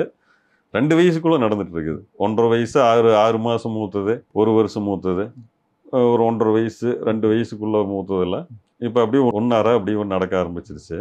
இதுவும் வந்து பார்த்தீங்கன்னா மற்ற பெண்களுக்கு வந்து அந்த கல யதார்த்தத்தை புரியாமல் போகிறதுக்கான ஒரு காரணமாக இருக்குது. டிமாண்ட் இருந்தும் கட்டி தானே வயசு கம்மியாக இருக்கிற பையனை கட்டிட்டு போகிறேன். அப்போ ஒரு பொண்ணு 30 வயசுன்னு வைங்க, ஒரு 32 வயசு பையன் வருது அப்படின்னா 32ல் வந்து மேக்சிமம் வந்து கொஞ்சம் வயது, அதாவது தலை முடி போயிருக்கு. அது கூட ஒரு ரீசனாக இருக்குது. முடியல அப்படிங்கிற ஒரு ரீசனுக்கு அவங்க கூட கழிப்பாங்க. அது வந்து தவறான காரணம்னு நான் சொல்ல வர்றேன். ஒரு 30 வயசில் வந்து ஒரு பொண்ணுக்கு 32 வயசு பையனை பார்க்குறது தப்பு கிடையாது. அதே சமயம் 32 வயசு ஆணுக்கு வந்து தலையில் முடி இருக்குங்கிறதுக்கு எந்த உத்தரவாதமும் கிடையாது. ஒரு 70% வழுக்கையாகிறதுக்கான வாய்ப்பு தான். இது ஒரு யதார்த்தம்.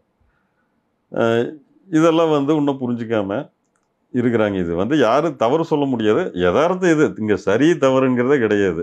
சூழலை புரிஞ்சிக்காமல் இருக்கிறது. இப்போ சூழல் மாறி இருக்குது, இன்னும் வந்து புரிஞ்சிக்காம இருக்கிறாங்க. இதோட விளைவுகளை வந்து இன்னும் அடுத்த 5 ஆண்டுகளில் நம்ம பார்க்கலாம். ஆரம்பத்துலேருந்து இன்னைக்கு வரைக்கும் உள்ளதில் இந்த 80களில் பிறந்தவங்களுக்கு வந்து அந்த பெண்கள் குறைவாக இருந்தனால ஆண்கள் திருமணமாகாமல் இருந்தது. அப்புறம் இப்போ நிலைமைகள் மாறி வந்து ஆனாலும் கல்யாணம் நடக்காமல் தள்ளி போகிறது. குறிப்பாக வந்து இது கொங்கு மண்டலம் முழுக்க இருக்கா, இல்லை குறிப்பிட்ட சமூகங்களில் மட்டும் இருக்கா? கொங்கு மண்டலத்தில் வந்துங்க குறிப்பிட்ட சமூகத்துலேயும் மட்டும்தான் இருக்குதுங்க. எல்லா சமூகத்துலேயும் இருக்குதுன்னு சொல்ல முடியாது. இந்த அளவுக்கு இல்லை, கவுண்டர் சமூகத்தில் இருக்குது. ஓரளவுக்கு தன்னிறைவு அடைஞ்ச ஒரு சமூகங்கள் இருக்குது பார்த்தீங்களா. அவங்க இதில் வந்து பல்வேறு காரணிகளால் இந்த பிரச்சனை இருக்கிறதா தெரியுது. மற்ற அவங்க இதில் வந்து அந்த அளவுக்குலாம் இல்லைங்க. அவங்க வந்து இந்த விஷயத்தில் கொடுத்து வச்சவங்க.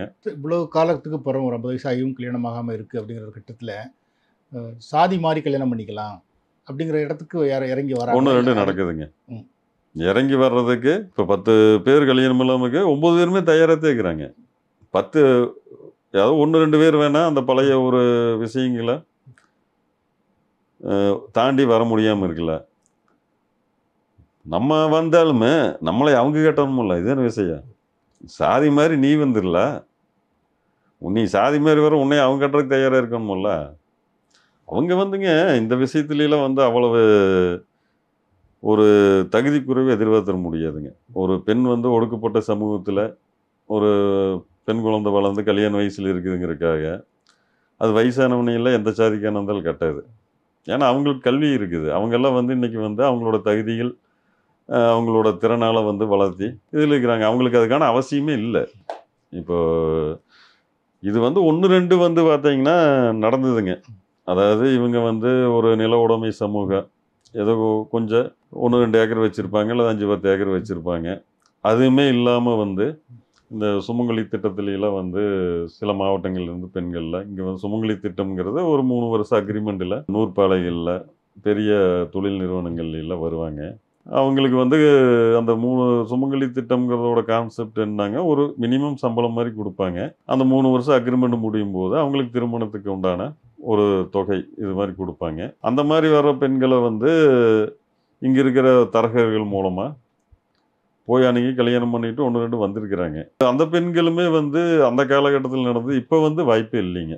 இப்போ வந்துங்க ஒரு வயசான ஒரு ஆள் ஒரு இளம்பெண்ணை வந்து இவங்களோட சாதி பெருமையை காட்டியோ சொத்து பெருமையை காட்டியோ மற்ற இதுகளை காட்டியோ கல்யாணம் பண்ணுறதுக்கான வாய்ப்பு இல்லை. ஒரு வேளை அந்த பெண்ணுக்கே இரக்கம் உண்டாகி அன்பு காட்டி ஒரு காதல் வந்து பண்ணுதானே தவிர இனியும் அதுக்கான வாய்ப்பு இல்லைங்க. இப்போ வந்து இதெல்லாம் வந்து இந்த மாதிரி முயற்சிகள் 1, 2 வந்து கிளிக்காச்சுங்க. குடும்பம் அப்படி இருந்துட்டு இருக்கிறாங்க. 1, 2 கிளிக்கான அளவுக்கு 1, 2 மோசடிகளுக்கு மேலாயிடுறாங்க. அதாவது இந்த மாதிரி இங்கெல்லாம் காஞ்சி போய் கிடக்குறாங்க, கல்யாணம் பண்ணியே ஆகணுங்கிற ஒரு இதில் இருக்கிறாங்க அப்படின்னா அதுக்கான ஒரு ஆளுக்கு உருவாகும். சூழல் எப்படியோ அதை பயன்படுத்திக்கிறதுக்கான ஒரு மூளையும் உருவாகும் இல்லைங்களா? அப்படியான மூளைக்காரங்க வந்து பொண்ணு அங்கே இருக்குதுவா இங்கே இருக்குதுவான்னு கூட்டிகிட்டு போகிறது, அப்புறம் கல்யாணம் பண்ணுறது, அடுத்த நாள் அந்த பொண்ணு ஓடிடுறது, இதெல்லாம் நடந்திருக்குதுங்க. இது வந்து செய்தியில் வருது, பக்கத்துலேயே நடந்திருக்குது. பக்கத்துலேயே வந்துங்க கல்யாணம் பண்ணிட்டு வந்து அடுத்த நாளே வந்து பார்த்தோம்னா, ஏன்னா இப்போ இந்த தாலிக்கில் போடுவாங்க இல்லைங்களா? இப்போ மங்கலியத்துக்கு உண்டான சங்கிலிங்கிறது ஆண் வீட்டார் போடுறத வந்து நடைமுறை இங்கே எங்கள் பகுதியில் ஒரு 5, 6 பவுன் போடுறாங்க அப்படின்னா அதோட வந்து அந்த பொண்ணு போயிடுச்சுங்கிற மாதிரியான செய்திகளில் வருது. இப்போ சாதி மறுப்பு திருமணத்துக்கு தயார் தான், அந்த பெண்கள் தயார் இல்லை. அதுக்கு காரணம் சாதிங்கிறது விஷயம் இல்லை, வயசு தான். வயசானவனை வந்து எந்த பெண்ணுமே வந்து இன்னைக்கு அப்படி சொன்ன மாதிரி அவங்களுக்காக ஒரு அன்பு உண்டாகி கட்டினதானே தவிர மற்ற எதை காட்டியுமே வந்து நம்ம போய் அவங்கள கட்டிடல முடியாதுங்க. அதுக்கான வாய்ப்பு இல்லைங்க. இன்னொன்று வந்து என்ன சார், வந்து ஒரு கணவனை இழந்த பெண்கள் இல்லைன்னா நீண்ட காலமாகி கல்யாணமாக வயசாகி இருக்கிறவங்க, ஸோ அவங்கள கட்டிக்கிறதுக்கு அந்த மாதிரி முயற்சிகள் நடந்திருக்காங்க. அது நடக்குதுங்க.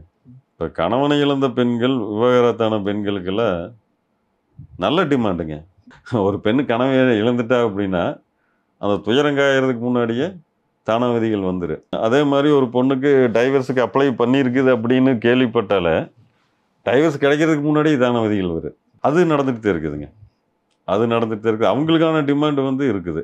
ஏன்னா அவங்களுக்கான களத்தில் ஆறு இருக்கிறாங்கன்னா பூரா எங்களை மாதிரி ஆளுங்க 45 ஆகி 50 ஆகியுமே கிடைக்காத ஆளுக்குதா ஒன்று விட ஒன்று இருக்குதாம்மா டைவர்ஸுக்கு. அவங்களுக்கு ஒரு காம்படிஷன், ஹெவி காம்படிஷனு.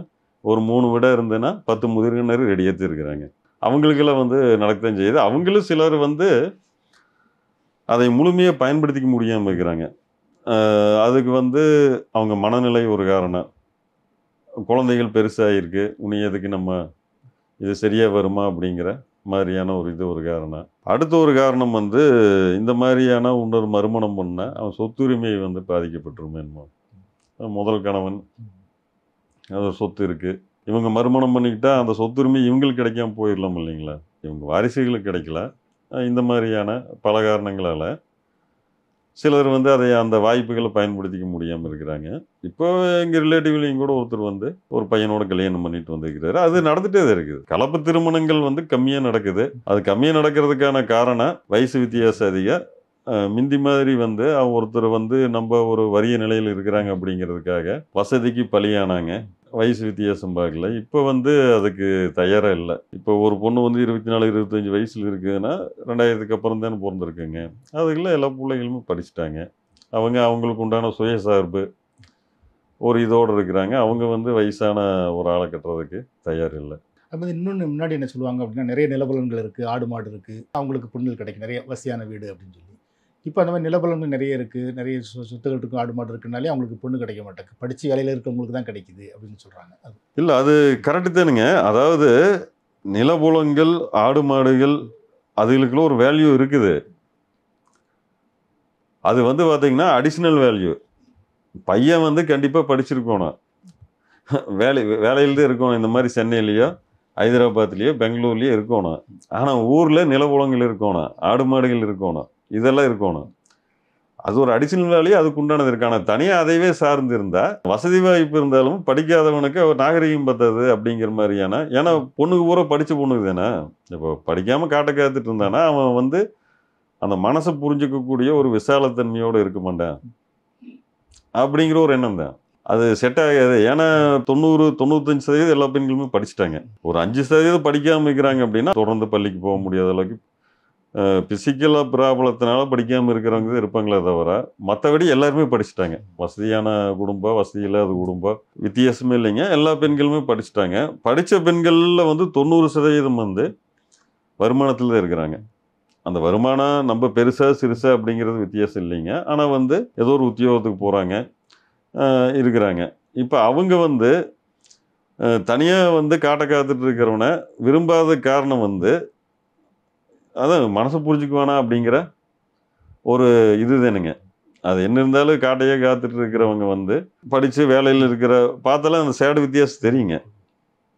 அந்த வித்தியாசம் தெரியும். அதன் காரணமாக கொஞ்சம் பயப்படுவாங்க. அந்த பயத்தை சரி பண்ணால் 1-2 நடக்கு. அதனால தான் வந்து அது தள்ளி போகுதுங்க. மற்றபடி வந்து சொத்துக்கெல்லாம் இன்னைக்கு பயங்கரமான வேல்யூ இருக்குது. ஏன்னா நிலம் வந்து எங்கே இருந்தாலும் வந்து உங்களுக்கே தெரியும் ரியல் எஸ்டேட்டில் இன்றைக்கி என்ன மாதிரி இருக்குது அப்படின்னு. எங்கே வந்து உடக்கா மூட்டை வைக்காத காடாக இருந்தாலும் அதெல்லாம் இன்றைக்கி வந்து மதிப்பு ஏறிக்கிட்டே போயிடுச்சு. இன்னும் ஏறிக்கிட்டே தான் இருக்குது. அதனால் காட்டுக்கு வேல்யூ இருக்குது. காட்டை காத்துட்டே கிடக்கிறவனுக்கு அவ்வளோ வேல்யூ இல்லை. நகரங்களில் இருக்கிற பெண்கள் கிராமத்துக்கு வர மாட்டாங்க. அவங்களுக்கு அந்த வாழ்க்கையில் செட் ஆகாதுன்னு நினைப்பாங்க. கிராமங்களில் இருக்கிற பெண்களுமே கிராமங்களில் இருக்க விரும்பல, அவங்க நகரத்தை நோக்கி ஷிஃப்ட் ஆக விரும்புகிறாங்க. அதனால கிராமங்களில் இருக்கிறவங்களுக்கு கல்யாணம் ஆகிறதுல பாதிப்பு இருக்குது. இப்போ நகர கிராமமெல்லாம் வந்து அதோட தனித்தன்மைகள் இழந்துருச்சுங்க.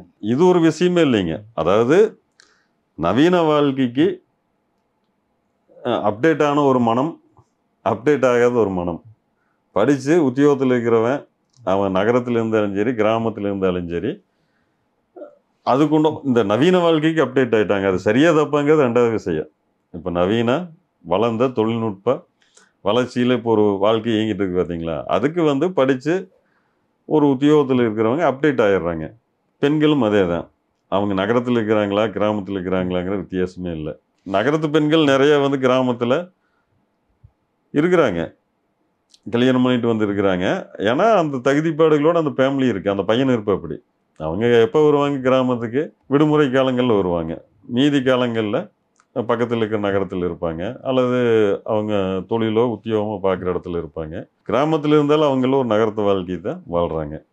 இது ஒரு பெரிய காரணம்னு சொல்ல முடியாதுங்க. ஜோதிடராக இருக்கிறதுனால இந்த ஒரு கேள்வி சார் வந்து திருமணம் தடைபடுறது அல்ல தள்ளி போகிறது, இதில் ஜாதகம் எந்த அளவுக்கு பங்கு? ஜாதகத்தோட தாக்கம் அப்படின்னு வந்து பார்த்தீங்கன்னா இது 2 விதமாக வந்து நான் புரிஞ்சுக்கிறேனுங்க. அதாவது ஒருத்தருக்கு வந்து ஜாதகத்தில் அமைந்த கிரகங்கள் அதோட அமைந்த அமைப்பின் காரணமாக திருமணம் தள்ளி போகிறதுக்கான வாய்ப்பு இருக்குது அப்படின்னா ஒரு மெல்லிய அளவில் இருக்குது. இப்போ ஜாதகத்தில் வந்துங்க லக்னம் அப்படின்னு ஒரு விஷயம் இருக்குது. அதுதான் வந்து அந்த ஜாதகர். அதே மாதிரி வந்து கலஸ்தரஸ்தானம் அப்படிங்கிற ஒரு விஷயம் இருக்குது. அதுதான் வந்து அந்த ஜாதகரோட துணை. சிம்பிள் இவ்வளோதான். லக்னம் அப்படிங்கிறது நீங்கள் அப்படின்னா கலஸ்தரஸ்தானம் அதுக்கு வந்து 2-3 பேர்களில் இருக்குது. சப்தமஸ்தானம், கலஸ்தரஸ்தானம், இந்த மாதிரி. அந்த 7ஆம் இடம், அந்த 7ஆம் இடம் அப்படிங்கிறத வந்து உங்களுக்கான துணை, வாழ்க்கை துணை. நீங்கள் வந்து ஆணாக இருந்தால் உங்களோட 7ஆம் இடம் வந்து உங்களோட மனைவி, நீங்கள் பெண்ணாக இருந்தால் உங்களோட 7ஆம் இடம் வந்து உங்களோட கணவர். இதுதான் விஷயம். இப்போ அந்த 7 இடம் அப்படின்னாலே அந்த 7ஆம் இடத்துக்கு ஒரு கிரகம் அதிபதியே இருக்குது. அந்த 7ஆம் இடத்துல ஏதாவது ஒரு கிரகம் இருக்குது. இதெல்லாம் வந்து உங்களுக்கான ஒரு துணையை தேர்ந்தெடுக்கிறதுல ஓரளவுக்கு, அதாவது நீங்கள் மைண்டில் வச்சுக்கணும், ஓரளவுக்கு அது ஆளுக்கு ஆள் மாறுபாடு.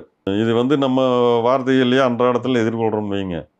இப்போ வந்து நம்ம ரோட்டில் போகிறோம், திடீர்னு நம்ம வாகனத்தை குறுக்க ஏதோ ஒரு வண்டிக்குள் ஓட்டுறோம், சம்மந்தப்பட்ட ஒரு லாரி டிரைவரோ வேற ஒரு வாகனம் ஓட்டி நம்மளை பேசுகிறாங்க. அது நம்மளுக்கு ஒரு வழிதான் இருந்தாலும் கடந்து வந்துடுறோம். இதே நம்ம இடத்துல வந்து அதே மாதிரியான ஒரு வார்த்தையை வந்து ஒருத்தர் பேசும்போது 2 ஒரே மாதிரியான சொற்கள் தான், ஆனால் 2 கொடுக்குற தாக்கங்கள் வேறு வேறையே இருக்குது.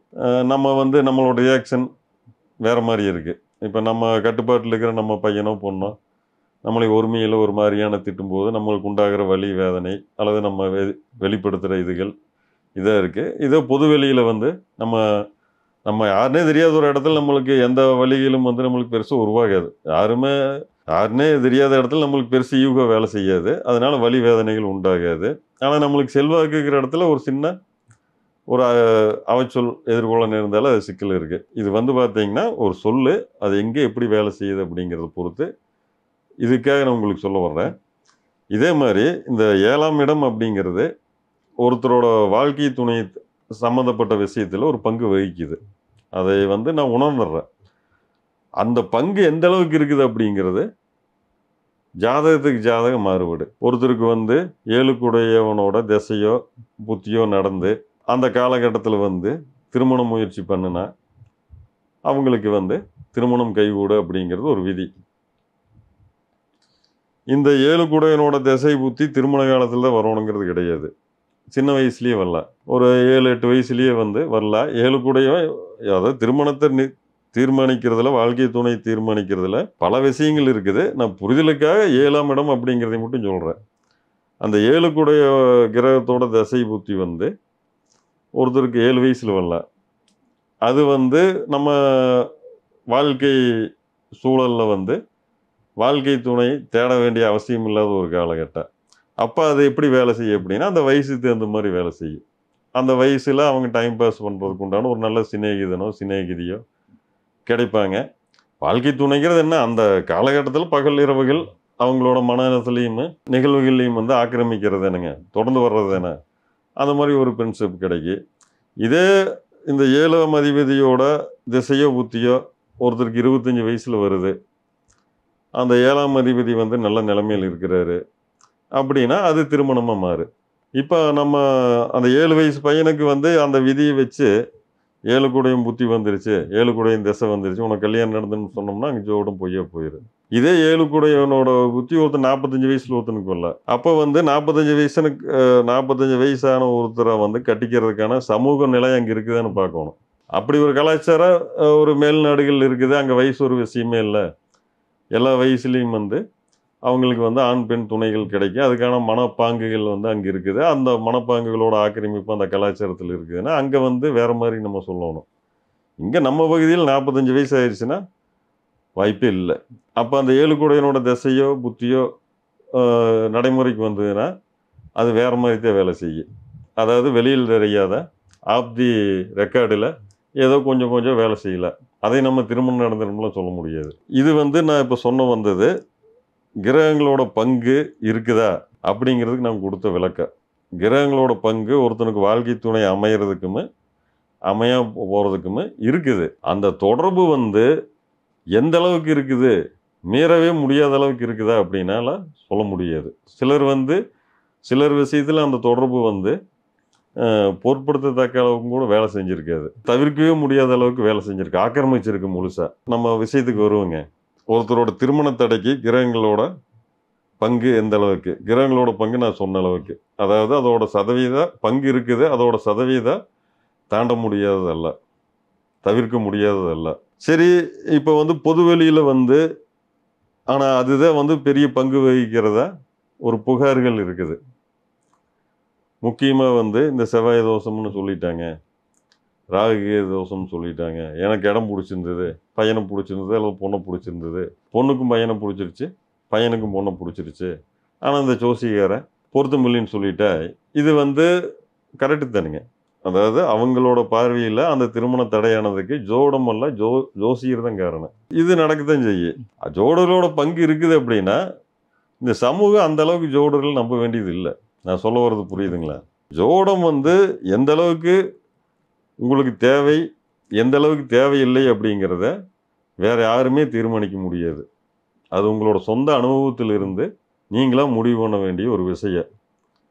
ஜோடம் அப்படிங்கிறது 100% உங்களுக்கு தேவையே இல்லைனாலுமே நீங்கள் நல்ல விதமாக வாழ்ந்துடலாம். உங்களுக்கான அந்த இண்டிவியூஷன் சூழலை புரிஞ்சுக்கிற தன்மை, அதுக்கு ஏற்ப செயல்படக்கூடிய ஒரு சாமர்த்தியம் எல்லாம் இருந்ததுன்னா ஜோட வழிகாட்டுதல் உங்களுக்கு தேவையே இல்லை. அதே சமயம் இந்த மாதிரி எதுவுமே இல்லாமல் சூழலை புரிஞ்சிக்கக்கூடிய ஒரு தன்மை, அதுக்கு தகுந்த மாதிரி நம்ம எதிர்வினையாட்டக்கூடிய சமயோசிதம், இதெல்லாம் இல்லாமல் நீங்கள் 100% ஜோடத்தை நம்பினீங்கன்னா ஏமாற்றத்துக்கு ஆளாவீங்க. இப்போ ஜோடும் பார்க்க வர்றவங்களில் பல தேவைகளுக்காக வருவாங்க. அதாவது எதிர்காலம் எப்படி இருக்குது, என்ன மாதிரியான படிப்பு படிக்கலாம், இந்த திட்டங்களில் எப்போ நிறைவேறு, அல்லது இந்த பிரச்சனைகள் எல்லாம் எப்போ சால்வ் ஆகு, இதை தெரிஞ்சுக்கிறதுக்காக வருவாங்க. இந்த வர்றவங்களில் ஒரு 30% வந்து திருமண பொருத்தம் பார்க்குறதுக்காக வருவாங்க. இப்போ திருமண பொருத்தம் ஒருத்தர் வர்றாங்க, ஒரு அண்ணன் வர்றாருன்னு வைங்க, அவர் பையனுக்கு பார்க்குறாரு. அவங்க ஜாதகம் வந்து திருமண தகவல் மையத்தில் போய் எடுக்கும்போதே அவங்க மனசுக்குள்ள ஒரு கணக்கு இருக்குது. அவங்க நம்ம பையனுக்கு இந்த மாதிரியான குடும்பத்தில் இந்த மாதிரியான ஒரு பொண்ணு இதை வேணும் அப்படிங்கிற ஒரு கணக்கு இருக்குது. அந்த பையனுக்குள்ளேயும் அது இருக்குது. அப்போ அவங்க போய் திருமண தகவல் மையத்தில் வந்து அந்த மாதிரி தகுதியுடைய ஒரு பொண்ணத்தை வந்து எடுப்பாங்க. அடுத்தது இந்த ஜாதக பிரிவுகள் இருக்குது. ஜாதகத்தில் தோஷ பிரிவுகள் எத்தனை விதமாக பிரிக்கலாங்கன்னா, சுத்த ஜாதகம் 1, செவ்வாய் ஜாதகம் 2, ராகுகேது ஜாதகம் 3, ராகுகேது செவ்வாய் 4, களி செவ்வாய் 5. இந்த 5 பிரிவு தான் இருக்குது. இதுக்கு மேலே பிரிவுகள் கிடையாது. இந்த 5 பிரிவுகளை வந்து ஏதாவது ஒன்றுதே இவங்களது பையனது இருக்குது. இதை ஃபஸ்ட்டு அந்த பிரிவுகள் ஏதோ ஒன்றுக்கிட்ட போவாங்க. போனால் அங்கே ஒரு 100 ஜாதகம் இருக்குதுன்னா 100 ஜாதகத்தில் அந்த பிரிவுக்கு போகிறது அளவுக்கு தான் ஜோடம் வந்து அவங்க மேலே ஆதிக்கம் செலுத்து.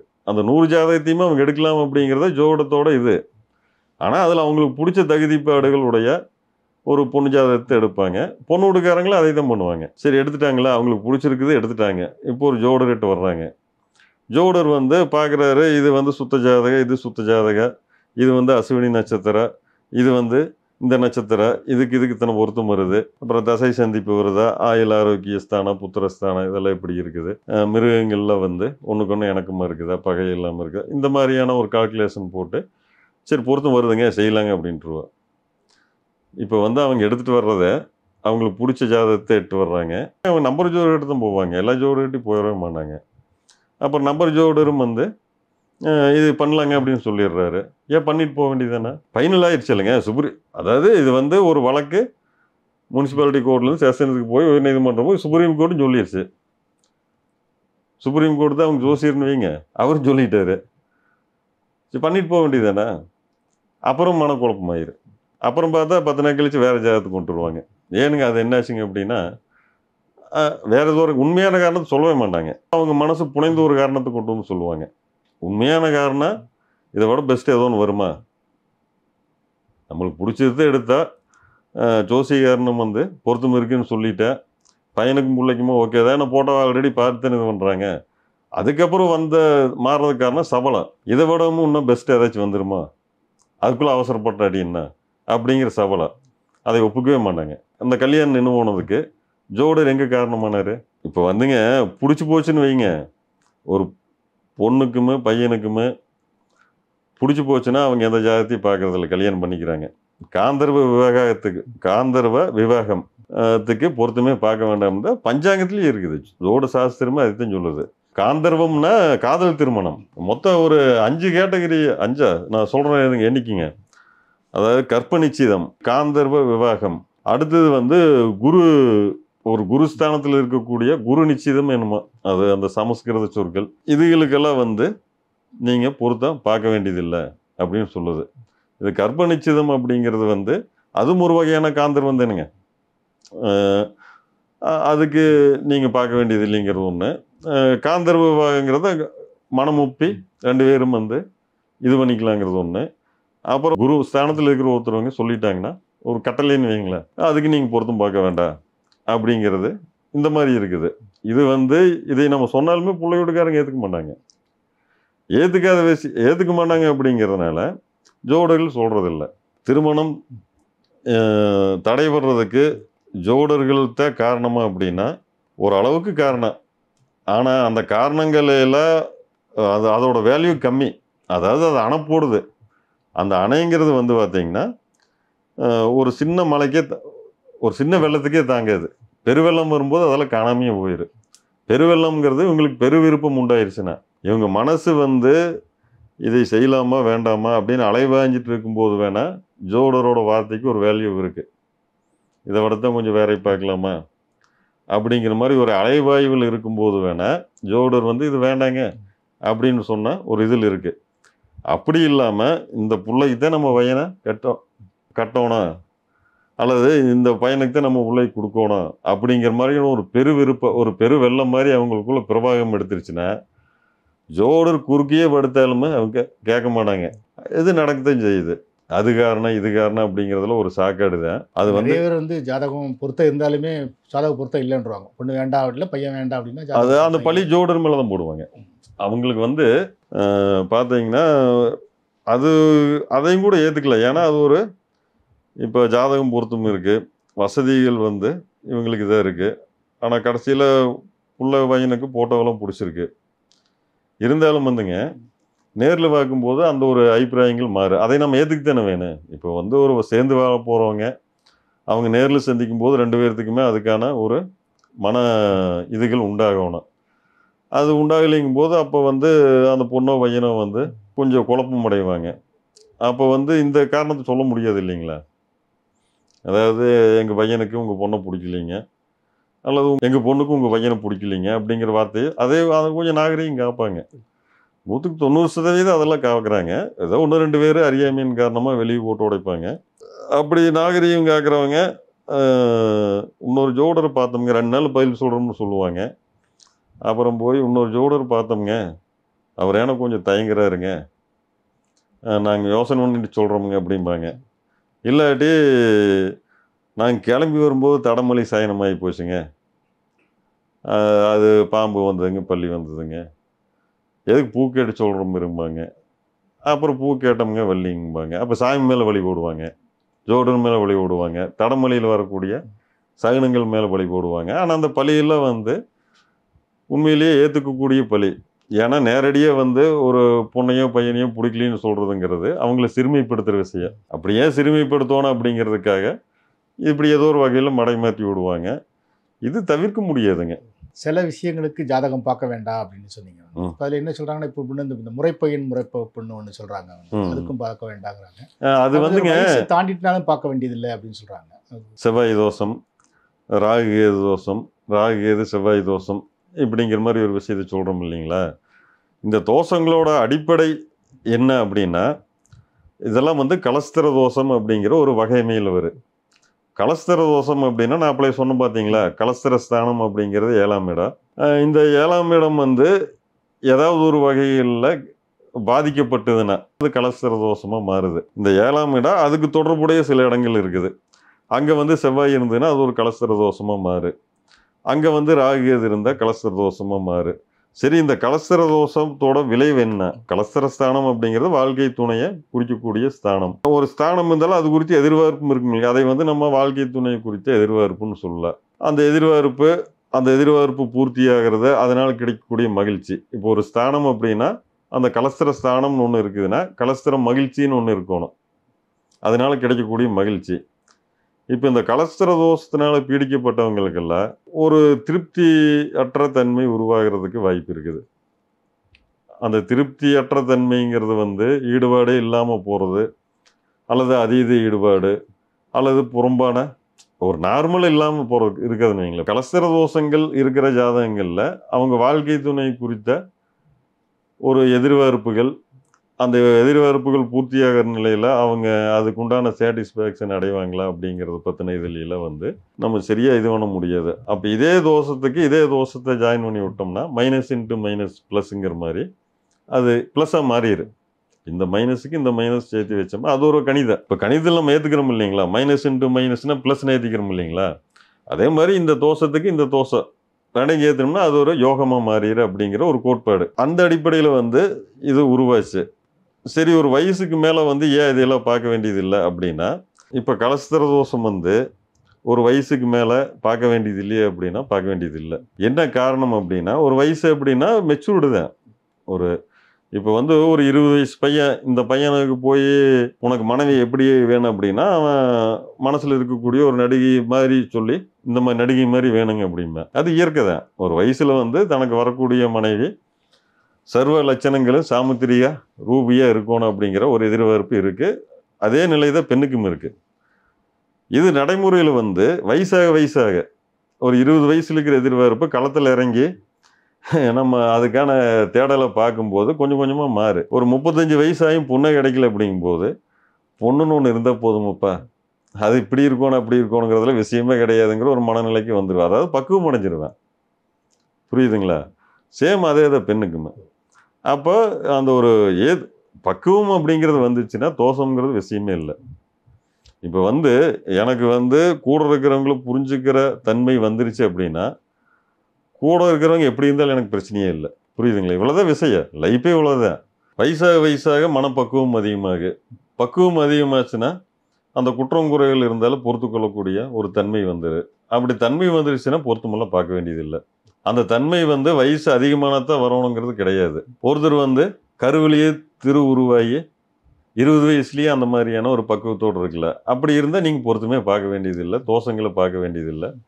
நீங்கள் கல்யாணம் பண்ணலாம், ஒன்று எப்படி இருந்தாலும் அப்படியே பேலன்ஸ் பண்ணி கொண்டு போயிடுவீங்க. அப்படியான ஒரு பக்குவம் உங்களுக்கு 50 வயசு ஆனும் வராமையும் போகல. அப்படி வராமல் போச்சுன்னா உங்களுக்கு அவசியம் பார்த்து ஆகணும். அதானுங்க இந்த விஷயங்கள் எல்லாத்துக்கும் அப்ளை ஆகுமானா சொல்ல முடியாது. ஆனால் ஆளுக்கு தகுந்த மாதிரி வேலை செய்கிறதுக்கு வாய்ப்பு இருக்குது. ஒரே மாத்திரை தான், ஒரே கம்ப்ளைண்ட்டு தான், அது எல்லாத்துக்கும் ஒரே மாதிரி வேலை செய்யணும்னு சொல்ல முடியாது. இப்போ ஒரு சத்து டானிக் இருக்குதுன்னு வைங்க, அதை ஒரு 30 மில்லி குடித்தா இந்த அளவுக்கு நம்ம உடம்புல பலம் கூடும் அப்படிங்கிற ஒரு இது இருக்குது. அந்த 30 மில்லி ஒரு 20 வயசு பையன் குடித்தானா அது அப்படியே ரிசல்ட் கிடைக்கல. ஒரு 80 வயசுக்காரர் குடித்தா அது ரிசல்ட் கிடைக்கும்னு சொல்ல முடியுங்களா? சேம் இதே தான். ஆனால் இது ஒரு பொருள் இருக்குதுங்க. ஒரு வயசுக்கு மேலே தோஷம் பார்க்க வேண்டியதில்லை அப்படிங்கிறது. கிரகங்களோட நேச்சர் என்ன அப்படின்னா அது ஒரு சீதோஷனம். அது ஒரு மூடை கிரியேட் பண்ணிவிடு, ஒரு உணர்ச்சியை கிரியேட் பண்ணிவிடு. நம்ம உணர்ச்சிகள் உங்களுக்கே தெரியும், ஒரு வட்டம் தான். ஒரு 8 உணர்ச்சிகள் இருக்குமா? ஏதோ 8 உணர்ச்சிகள், ஏதோ ஒரு வகை 8 உணர்ச்சிகள். எல்லா கிரக நிலைகளும் அந்த உணர்ச்சிகளை தூண்டிவிடு. இதில் மாற்றே கிடையாது. அது எந்த அளவுக்கு தூண்டிவிடு அப்படிங்கிறது கொஞ்சம் மாற்றம் இருக்குது. இப்போ இந்த வெயிலோட தாக்கம் இந்த மாதிரி குளிரூட்டப்பட்ட அறையில் இருக்கிறவங்களுக்கு ஒரு மாதிரியாகவும், நடு ரோட்டில் இருக்கிறவங்களுக்கு இன்னொரு மாதிரியும் இருக்கலாம். ஆனால் அது இருக்குது. எந்த அளவுக்கு இருக்குது அப்படிங்கிறது அந்த இடத்த பொறுத்து, ஆளை பொறுத்து மாறுபடு. கிரகங்கள் உணர்ச்சிகளை ஒரு தூண்டி விடுது அப்படிங்கிறது ஒரு பக்கம்.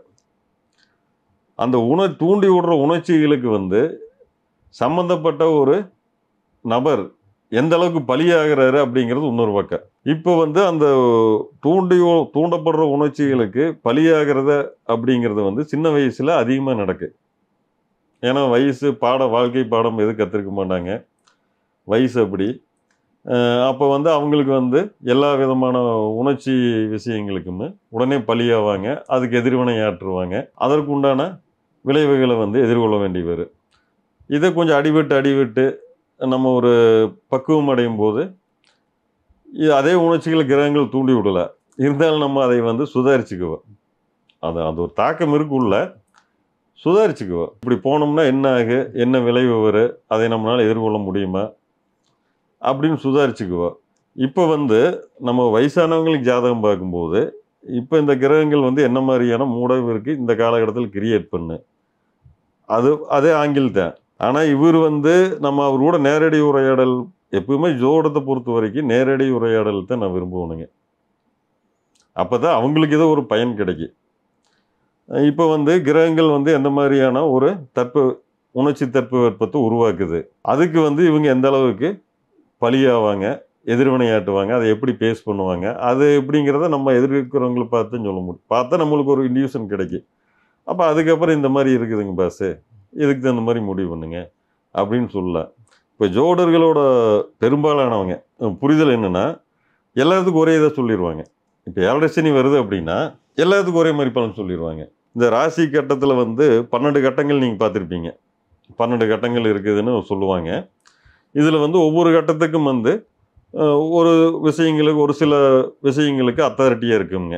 இதில் 1ஆம் இடம் அப்படிங்கிறது லக்கணம் அப்படிங்கிற ஒரு விஷயத்துக்கு அத்தாரிட்டியாக இருக்குது. லக்கணம்ங்கிறது ஒருத்தரோட மூளை, அது ஏதோ சூழல் எப்படி இருந்தாலும் அதை எப்படி பேஸ் பண்ணுறது, அதுக்கு எப்படி சர்வைவல் பண்ணுறது அப்படிங்கிற மாதிரியான ஒரு இதுக்கெல்லாம் அதிநாதமாக இருக்கிறது இது. இதில் 10ஆம் இடம் அப்படிங்கிறது ஜீவனஸ்தானம் அப்படிம்பாங்க. நம்மளுக்கு படியளக்கிற இடம். நம்ம வாழணும் அப்படின்னா நம்மளுக்கு தேவையான, வாழ்கிறதுக்கு தேவையான விஷயங்கள் இருக்குது பார்த்தீங்களா, உணவு, உடை, காற்று, மற்ற மனிதனாக இருந்ததுன்னா சமூக கவனிப்பு, அந்தஸ்து, எத்தனையோ விஷயங்கள் அகம் சார்ந்து புறம் சார்ந்து நம்மளுக்கு தேவையான விஷயங்கள் எத்தனையோ இருக்குது. அதையெல்லாம் படியளக்கிற இடம் தான் 10ஆம் இடம். அதைத்தான் ஜீவனஸ்தானம் அப்படிம்பாங்க. அதை தொழிற்ஸ்தானம்னு சொல்லுவாங்க. தொழில் ஸ்தானம் அப்படிங்கும்போது வந்து அதை சுருங்க பொருள் கொண்டுக்குவாங்க. அதாவது ஒருத்தர் தொழில் பண்ணுறாரு, அதில் வரும்படி பண்ணுறாரு அப்படிங்கிற அளவுக்கு சுருங்க வந்து பொருள் கொண்டுக்குவாங்க. இது ஜோடர்களுக்குள்ளே இருக்குது. அதை வந்து நான் ஜீவனஸ்தானம் அப்படிங்கிறத வார்த்தைக்கு தான் நான் பொருள் கொள்ள விரும்புகிறேன். ஏன்னா ஜீவனம் அப்படிங்கிறது வந்து நம்ம ஒட்டுமொத்த தேவைகளையும் பூர்த்தி பண்ணக்கூடிய இடம். தொழில்ங்கிறது பணத்தை கொடுக்கு. பணம் வந்து ஒட்டுமொத்த தேவைகளையும் பூர்த்தி பண்ண முடியாது. நம்மளுக்கு அகம் சார்ந்து புறம் சார்ந்து நம்மளோட கான்சியஸ் சார்ந்து அன்கான்சியஸ் சார்ந்து நம்மளுக்கு நிறைய தேவைகள் இருக்குது. இது எல்லாமே ஃபுல்ஃபில் ஆகும்போது தான் நம்ம ஜீவிதம் நடக்கு. வெறும் பணமே இருந்தாலுமே பணம் மட்டும்தான் இருந்த போது ஜீவிதம் நடந்துடும்னா அது நடைமுறையில் அது கைகூடுறதே இல்லை. எத்தனையோ பணம் இருந்துமே அந்த ஜீவிதம் நின்று போயிருது நிறைய பேருக்கு. அதனாலங்க அது ஜீவனஸ்தானம் அப்படிம்பாங்க. 12 ராசிகள் பொதுவாக இருக்குது பார்த்தீங்களா? மேசத்திலிருந்து ரிஷபம், மிதுனம், கடகம், சிம்மம், கன்னி, துலாம், விருச்சிகம், தனுசு, மகரம், கும்பம், மீனம். இந்த 12 ராசிகளை வந்து அடங்கிய ஒரு வட்டத்தை வந்து காலபுருஷம் மண்டலம் அப்படிம்பாங்க. இதை வந்து நம்ம இந்த சுற்றுவட்ட பாதையை உள்ளடக்கிய ஒரு மண்டலம்னு வைங்களேன். ஒரு இப்போ எப்படி பூமத்திய ராகியில் ஒரு கற்பனை கோடுகள் தானே, அந்த மாதிரி இது ஒரு கற்பனை வளைய. இந்த வளையத்துக்குள்ளே தான் வந்து இந்த பூமி, அதை சுற்றுற கிரகங்கள், இந்த வெளி எல்லாமே இருக்குது. இப்படி ஒரு பெரிய வட்டம் போட்டு அதை 12 பகுப்புகளாக பிரிச்சிருப்பாங்க. இந்த ஒவ்வொரு பகுப்புக்கு ஒரு ராசி பேர். இதில் வந்து மேசம் அப்படிங்கிறது 1. இதோட 10 எது அப்படின்னு பார்த்தீங்கன்னா, இந்த காலபுருஷ மண்டலத்துக்கு 10 எது அப்படின்னு வந்து பார்த்தீங்கன்னா மகரம். இப்போ இந்த ஒவ்வொரு ராசிக்கும் வந்து ஒவ்வொரு கிரகங்கள் வந்து அதிபதியே இருக்குது. சில கிரகங்கள் வந்து 2 ராசிகளுக்கு அதிபதியாக இருக்குது. இப்போ அந்த 1ஆம் இடத்துக்கு அதிபதி யார் அப்படின்னு பார்த்தோம்னா செவ்வாய். அந்த 10ஆம் இடம், 1ஆம் இடம் நான் அப்படியே சொன்னால் லக்கணம், அதாவது தூய்க்கிற இடம், ஒரு விஷயத்தை தூய்க்கிறது. அதாவது உடல் சார்ந்து, மனம் சார்ந்து, உணர்வு சார்ந்து, உணர்வற்ற தளம் சார்ந்து துய்ப்பு எல்லா மட்டங்களையும் நிகழ்ந்துகிட்டே இருக்குது இல்லைங்க. இப்போ நம்ம உடம்புக்குள்ளேயே வந்து அனிச்சையாமல் ஒரு துய்ப்பு நடந்துகிட்டே இருக்குது. நம்ம உணவுங்கிற அது வயிற்றுக்குள் இருக்கக்கூடிய உறுப்புகள் தூய்க்கு, அங்கே ஒரு அந்த துய்ப்புக்கு உண்டான சுவை இது எல்லாமே நடந்துகிட்டு இருக்கு. நம்ம அன்கான்சியஸ்லி ஒரு துய்ப்பு நடந்துகிட்டே இருக்குது. அந்த துய்க்கிற இடம் தான் 1ஆம் இடம். இதில் வந்து 10ஆம் இடம் அப்படிங்கிறது வந்து ஜீவனஸ்தானம். அந்த துய்ப்புக்கு தேவையான விஷயங்களை பண்ணுறது. நம்ம ஒரு தண்ணி குடிக்கிற அப்படின்னா அந்த தண்ணி வழங்குறதுக்கு ஏதோ ஒரு இடம் வேணும் இல்லைங்க. நான் ஒரு காற்றை சுவாசிக்கிறேன் அப்படின்னா அந்த காற்றை வழங்குறதுக்கு ஒரு இடம் வேணும். நான் ஒரு இன்பத்தை திளைக்கிறேன் அப்படின்னா அந்த இன்பத்தை வழங்குறதுக்கு ஒரு இடம் வேணும் இல்லைங்களா? அந்த வழங்குற இடம் தான் 10ஆம் இடம். அது ஜீவனஸ்தானம். இப்போ அந்த 1ஆம் இடத்துக்கு துய்ப்பு ஸ்தானத்துக்கு அதிபதி யார் அப்படின்னா செவ்வாய். 10ஆம் இடம் ஜீவனஸ்தானத்துக்கு அதிபதி யார் அப்படின்னா சனி, காலபுருஷ மண்டலத்தில். இப்போ வந்து பார்த்தீங்கன்னா சனி தான் வந்து ஜீவனகாரகன். அவருக்கு ஒரு பேர் இருக்குது, ஜீவனகாரகன். எல்லா இடத்துக்கும் வந்து எல்லா ஜீவராசிகளுக்குமே ஜீவிக்கிறதுக்கு காரணமான ஒரு கோள் அப்படின்னா சனி. இந்த சனி வந்து 7.5 சனி அப்படிங்கிறது என்னென்னா, நம்ம ஜாதகத்தில் வந்து 12 ராசிகள் இருக்குது, 9 கிரகங்கள் இருக்குது. அந்த 9ல் 1 வந்து சந்திரன்.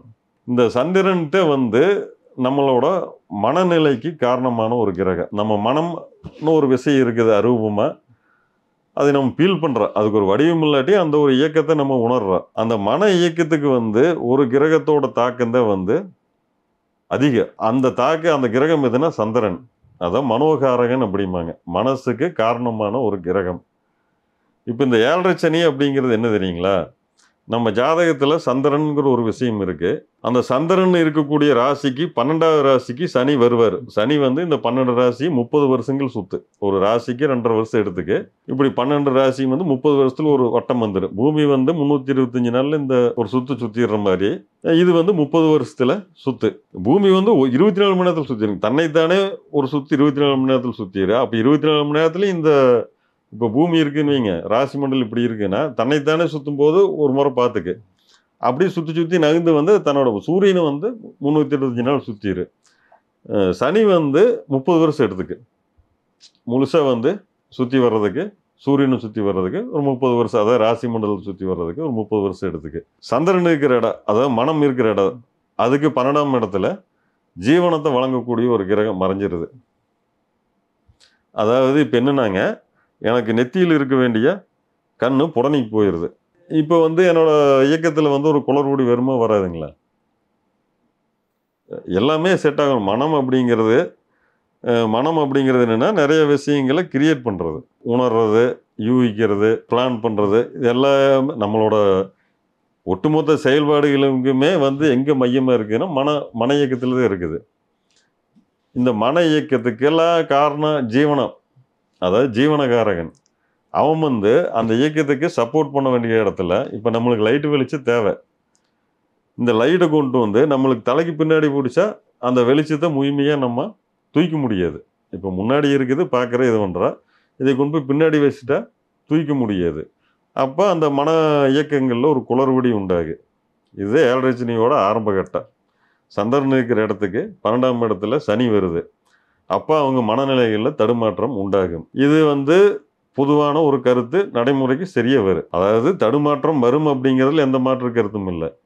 அந்த தடுமாற்றம் எந்த அளவுக்கு இருக்குது, அந்த தடுமாற்றத்துக்கு இவங்க எந்த அளவுக்கு பலியாவாங்க அப்படிங்கிறதுல ஆளை பொறுத்து மாறுபடு. ஆனால் ஜோடர்கள் சொல்கிறது என்னென்னா எல்லாத்துக்கும் ஒரே பலன், அச்சடித்த மாதிரி. ராசிக்கு 12ல் 7.5 சனி ஆரம்பிச்சிருச்சா அந்த தடுமாற்றத்துக்கு வந்து எல்லாருமே பலியாக மாட்டாங்க இல்லைங்க. ஆனால் அவங்க வந்து எல்லாருமே பலியாயிருவாங்க, இன்னொன்று மாதிரி வரும் அப்படின்னு. அது வந்து ஒரு 20 வயசு பையனுக்கு வரும்போது அவனோட ரியாக்ஷன் வேறையாக இருக்குது. ஒரு குழந்தைக்கு வந்ததுன்னா ரியாக்ஷனே இருக்காது. குழந்தையோட உலகம்ங்கிறது வந்துங்க ரொம்ப குறுகிய எல்லைக்குள்ள. அது வந்து அது புழங்குற பொருள்களை ஒரு பொம்மையை தூக்கி தலைமையில் போட்டுக்கு, அல்லது பொம்மை பைக் ஓட்டிட்டு போய் கீழ் உழுகு, பொம்மை பைக் தள்ளிட்டு போய் பைக் கீழ் உழுகு. இது ஒரு 20 வயசு பையனுக்கு அவன் உண்மையான பைக் ஓட்டிட்டு போய் கீழ் உழுகுவேன். வித்தியாசம் இருக்குது இல்லைங்க. அதனால 7.5 சனி எப்போ வருது, எந்த வயசில் வருது, எந்த மாதிரியான நபருக்கு வருது, இப்படிங்கிற பல விஷயங்களில் சீர்தூக்கி பார்த்துதான் நம்ம ஒரு பலன் சொல்ல முடியும். இதுலேயே வந்து ஒருத்தர் வந்து பிறந்ததிலிருந்து 25-30 வயசுக்குள்ளே ஒரு முறை வந்துடும் சனி. இதை முதல் சுத்தும்பாங்க. முதல் சுத்து கொஞ்சம் எஃபெக்ட் பண்ணு. குழந்தையிலேயே வந்துட்டு போயிடுச்சுன்னா பெருசாக பண்ணாது. கரெக்டாக ஒரு 20 வயசுலாம் வந்ததுன்னா கொஞ்சம் எஃபெக்ட் பண்ணுங்க. எனக்குலாம் 20 வயசுல தான் வந்தது. நான்லாம் நிறைய அனுபவிச்சிக்கிறேன். இத்தனைக்கு நான்லாம் கொஞ்சம் பக்குவமான ஆள் தான். அதையும் தாண்டி உணர்ச்சி கொந்தளிப்புகள், அதுக்குண்டான விளைவுகள் இதெல்லாம் வந்து அனுபவிச்சிக்கிறேன். இதே வந்து 2வது சுத்து சனி வர்றது மேக்சிமம் பார்த்தீங்கன்னா ஒரு 30 வயசுக்கு மேலே 60 வயசுக்குள்ளே வருங்க. முதல் சுத்துங்கிறது 1 to 30, 2வது சுத்துங்கிறது 30 to 60. பெரும்பாலும் 2வது சுத்து சனி வந்து யோகமாக இருக்குங்க. அப்போ வந்து பார்த்தீங்கன்னா அவங்க வந்து ரொம்ப நிதானமாயிருவாங்க. இப்போ நார்மலாக அவங்களுக்கு உடனே அந்த இயற்கை தடுமாற்றங்கள்லாம் தடுமாற்றம் உண்டாக கடந்த கால அனுபவங்கள்ல இருந்து நம்ம நிதானமாயிருவாங்க. நம்ம அந்த சுதாரிப்பு தன்மை அதிகமாயிரு. சுதாரிப்பு தன்மை அதிகமாக ஜெயந்தனுங்க. நம்ம வந்து இது வந்து கண்ணை கட்டி காட்டில் விட்ட மாதிரின்னு சொல்கிறோம் இல்லைங்களா. உண்மையிலேயே கண்ணை கட்டித்தான் காட்டில் விடப்பட்டிருக்கிறோம். நம்மளுக்குன்னு ஒரு சரியான பாதை கிடையவே கிடையாது. கண்ணை கட்டி எல்லாத்தோட கண்ணை கட்டித்தான் இங்கே காட்டில் விடப்பட்டிருக்கிற. இங்கே வந்து நம்மளை காப்பாற்றுறது நம்மளோட சுதாரிப்பு தன்மை தான் நம்மளை காப்பாற்று. அந்த சூழல் கணத்துக்கு கணம் மாறுபடு. அது வந்து நம்ம அந்த சுதாரிப்பு தன்மை உள்ளுணர்வுனால தான் வந்து அந்த மாறும் சூழல்களை புரிஞ்சுட்டு அதுக்கு தகுந்த மாதிரி நம்மளோட மூவ்மெண்ட்டுகளை மாற்றணும்னா தான் சர்வைல் பண்ண முடியும். 2வது சுற்று வரும்போது அந்த முதல் சுற்றுலேயே பட்டு நலங்கினவங்க அந்த சுதாரிப்பு வந்து வழக்கமாக இருக்கிறத விட அதிகமாகிடும் அவங்களுக்கு. அப்போ வழக்கமான ஆபத்துகளை விடவும் வழக்கமான நட்டங்களை விடவும் குறைவான நட்டங்களுக்கு ஆளாவாங்க. இப்போ 2வது சுற்று சனி பொங்கு சனியாக மாறிடும். பொங்கு சனின்னா நட்பலன்களை கொடுக்கக்கூடிய சனி. 3வது சுற்று சனிங்கிறது மரண சனிம்பாங்க. அது 60 to 90. அப்போ வந்து உடல் வந்து தளர்ந்துரு. அப்போ வந்து மைண்டு நல்லா இருந்தாலுமே அப்போ வந்து உடல் தடுமாற்றங்கள் பேச ஆரம்பிச்சிரு. கை வலிக்கூடு, கால் வலிக்கூடு, எங்கேயாச்சும் முட்டிக்குவோ, அடிவடு. அதுவும் வந்து எல்லாத்துக்குமே மரணத்தை கொடுக்குமானா சொல்ல முடியாது. ஆனால் வாய்ப்பு இருக்குது. இதெல்லாம் பொதுவான கருத்துக்களுங்க. தனிப்பட்ட முறையில் ஒருத்தருக்கு சொல்லக்கூடிய நடக்கக்கூடிய ஒரு விஷயம் ஒரு கிரக நிலையை வச்சு இன்னொருத்தருக்கு அப்படியே நடக்கும்னு சொல்லவே முடியாது. ஜாதகம் யாருக்கு பார்க்க வேண்டாம் அப்படிங்கிறதுல இந்த முறை பையன் தான், மாமா பையன் மாமா பொண்ணு, அது மாதிரி அத்தை பையன் அத்தை பொண்ணு, அதுக்கும் தேவையில்லை அப்படின்னு சொல்கிறாங்க. அதுவும் இல்லை, அது பஞ்சாங்கத்தில் அப்படி இல்லைங்க. பஞ்சாங்கத்தில் நான் சொன்னது கற்ப நிச்சயம், குரு நிச்சயம், கற்ப நிச்சயம்.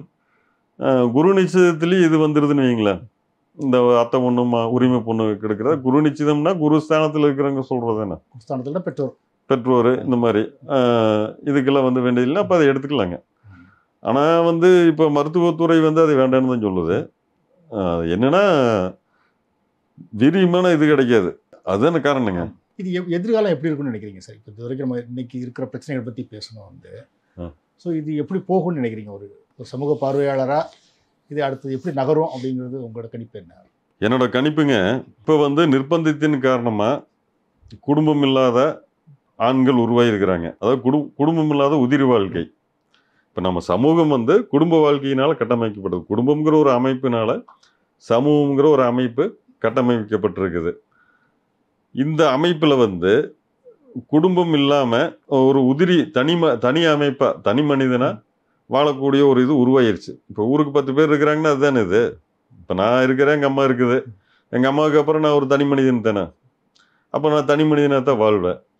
அப்போ அந்த வாழ்க்கை அது ஒரு அமைப்பு உருவாகுது. குடும்பமாக வாழ்ந்த சமூகத்தில் ஒரு தனி மனிதனாக வாழக்கூடிய ஒரு அமைப்பு உருவாகுது. இது வந்து நிர்பந்தத்தினால உருவானது. இது வந்து பார்த்தீங்கன்னா வருங்காலத்தில் நான் யூகிச்ச விதத்தில் அது விருப்பத்தின் அடிப்படையில் உருவாகிறதுக்கு வாய்ப்பு இருக்குது. அதாவது குடும்பம்ங்கிற ஒரு அமைப்பின் மேலே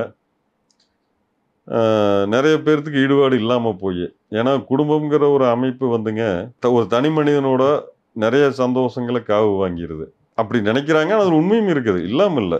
ஒரு குடும்பம்ங்கிற அமைப்பு ஒரு தனி மனிதனுக்கு வேணுங்கிற அளவுக்கு பாதுகாப்பு ஒரு உணர்வு கொடுக்குது அப்படிங்கிறது மறுக்க முடியாது. அதே குடும்பங்கிற அமைப்பு தான் அவனுக்கு அளவுக்கு மீறி பயத்தையும் கொடுக்குது. ஒரு தனி மனிதனாக எனக்கு வந்து நான் பலகீனப்படும் போது, நோய்வாய்ப்படும் போது குடும்பங்கிற அமைப்பு இருந்தால் நல்லா இருக்குமே அப்படின்னு நினைப்பேன். நான் நார்மலாக இருக்கும்போது எனக்கு அந்த பிரச்சனை வராது. ஆனால் ஒரு குடும்பத்தில் இருக்கக்கூடிய ஒரு மனிதன் வந்து நார்மலாக இருந்தாலுமே தன்னோட மனைவியோ பிள்ளைகளோ நோய்வாய்ப்பட்டு என்ன பண்ணுறது? ஏன்னா சுற்றி சம்பவங்கள் நடந்துகிட்டே இருக்குது. அப்போ நான் உணர்ந்த அளவில் வந்து வெளிப்பார்வைக்கு வந்து குடும்பங்கிற அமைப்பு ஒரு மனிதனுக்கு பாதுகாப்பு கொடுக்கறதா இருந்தாலுமே அடிப்படையில் வந்து அந்த குடும்பங்கிற அமைப்பு அந்த மனிதனை பயத்திலேயே தான் வச்சிருக்குது. ஆனால் ஒரு தனி மனிதனுக்கு இந்த நெருக்கடிகள் இல்லை. தனி மனிதனுக்கு அவன் தேவைகள், அவன் பலகீனப்படும் போது இந்த நெருக்கடிகள் கண்டிப்பாக வரும். அது ரொம்ப பயங்கரமாக இருக்குது. அப்படி இல்லாமல் அவன் கையங்காலால் ஆரோக்கியமாக இருக்குது, அவனோட தேவைகள் பூர்த்தி ஆயிடுச்சு அப்படின்ட்டு இருக்கும்போது அவனுக்கு இந்த அளவுக்கு விபரீதமான கற்பனைகள் இல்லை. அவன் தனி மனிதன் அவன் இருக்கிற இடத்துல சூழல் நல்லா இருந்தால் நல்லா இருக்குது. ஒரு குடும்ப மனிதனுக்கு அவன் இருக்கிற இடத்துல நல்லா இருந்தாலும் கற்பனையில் அவனோட பிள்ளை குட்டி இருக்கிற இடத்துல சூழல் எப்படி இருக்குதோ அப்படிங்கிற ஒரு பயம் பீதியில் இருக்குது. இது ஒன்றுங்க. அடுத்தது இப்போ வந்து ஒரு பொதுவான ஒரு மனநிலை அடுத்த தலைமுறை சார்ந்து நான் யூகிக்கிறது. இன்னொரு விஷயம் சொன்னேன் இல்லைங்களா, ஒரு குடும்பம்னா அதுக்குண்டான ஒரு சகிப்புத்தன்மை, விட்டு கொடுத்தல், தியாகம். இப்போ ஒரு குழந்தை வந்ததுன்னா உங்கள் தூக்கத்தை நீங்கள் தியாகம் பண்ணித்தே ஆகணும். அது வளர்ந்து செட்டில் ஆக வரைக்கும் ஒரு குழந்தை பிறக்குது, அது கை குழந்தையா அது ஒரு 3-4 மாதமாக அது ஆயிருங்க. அது இந்த பூமியில் செட்டில் ஆகிறதுக்கு அந்த ஏதோ ஒரு உயிர் சக்தி அந்த பாடியில் செட்டில் ஆகிறதுக்கு ஒரு டைம் ஆகுது. அந்த பாடியில் செட்டில் ஆகிறதுக்கு ஒரு டைம் ஆக வரைக்கும் அது இங்கே அதோட டிஸ்டர்பன்ஸுகள் வந்து வெளிப்பட்டே இருக்குது. காரணம் இல்லாமல் அழகு அந்த ஒரு ஒவ்வாமை வந்து வெளிப்படுத்திட்டே இருக்குது. அப்போ நீங்கள் வந்து ஒரு பிள்ளை பெற்றுட்டிங்கன்னா நைட்டு வந்து தூங்க முடியாது. அது என்ன எழுதாலுமே எந்திரிச்சு பால் கொடுக்கணும் அல்லது தாலாட்டு போடணும். அதை வந்து ஒரு பெரிய தொந்தரவாக நினைக்கக்கூடிய ஒரு இது உருவாகிட்டு இருக்குது. தொந்தரவாக நினைச்சாலும் அதை தொந்தரவாக நினச்சிக்கிட்டே செஞ்ச காலம் இருந்தது. நம்ம அந்த தொந்தரவு எதுக்காக செய்யணுங்கிற ஒரு கேள்வி வந்து அடுத்த இந்த ஜெனரேஷன்லேயே குறிப்பிட்ட அளவுக்கு பர்சன்டேஜில் உருவாகிருக்கு நான் ஃபீல் பண்ணுறேன். இப்போ எப்படி நிர்பந்தத்தினால வந்து ஒரு உதிரிகள், குடும்பம் இல்லாத உதிரிகள் உருவானாங்களோ அதே மாதிரி இன்னொரு 20 வருஷத்தில் விருப்பத்தின் அடிப்படையில் குடும்பங்கிற அமைப்பை வேண்டாம்னு தனியாக வாழக்கூடிய ஒரு உதிரிகள் உருவாவாங்க. விருப்பப்பட்டு அந்த ஸ்தானத்தை தேர்ந்தெடுப்பாங்க. அதில் ஆண்களும் இருப்பாங்க, பெண்களும் இருப்பாங்க. அவங்க ஒரு தாக்கத்தை எந்த அளவுக்கு ஏற்படுத்துகிறாங்க அப்படிங்கிறத பொறுத்து அடுத்தது ஒரு விஷயம் நடக்கு. இது எல்லாமே ஒரு சுற்றுத்தேனுங்க. நிச்சயமாக எதுவுமே நீடிக்க குடும்பமாக ஒரு விஷயம் உருவாகாமல் இருந்தால் மனித சமூகம் இந்த அளவுக்கு வந்திருக்கிறதுக்கு வாய்ப்பே இல்லை. தனி உதிரிகளாக தெரிஞ்சிருந்தா அது அழிஞ்சிருக்கலாம், அல்லது நம்ம சிதைஞ்சிருக்கலாம், அல்லது மனித சமூகம் வந்து இத்தனை கட்டுமானங்களில் உருவாக்கியிருக்கு, கண்டுபிடிப்புகள் உருவாக்கி இருக்கிறது தனி மனிதனாக இருந்த வாய்ப்பே இல்லை. ஆனால் அது உருவாகுது அப்படிங்கிற மாதிரி தோணுது.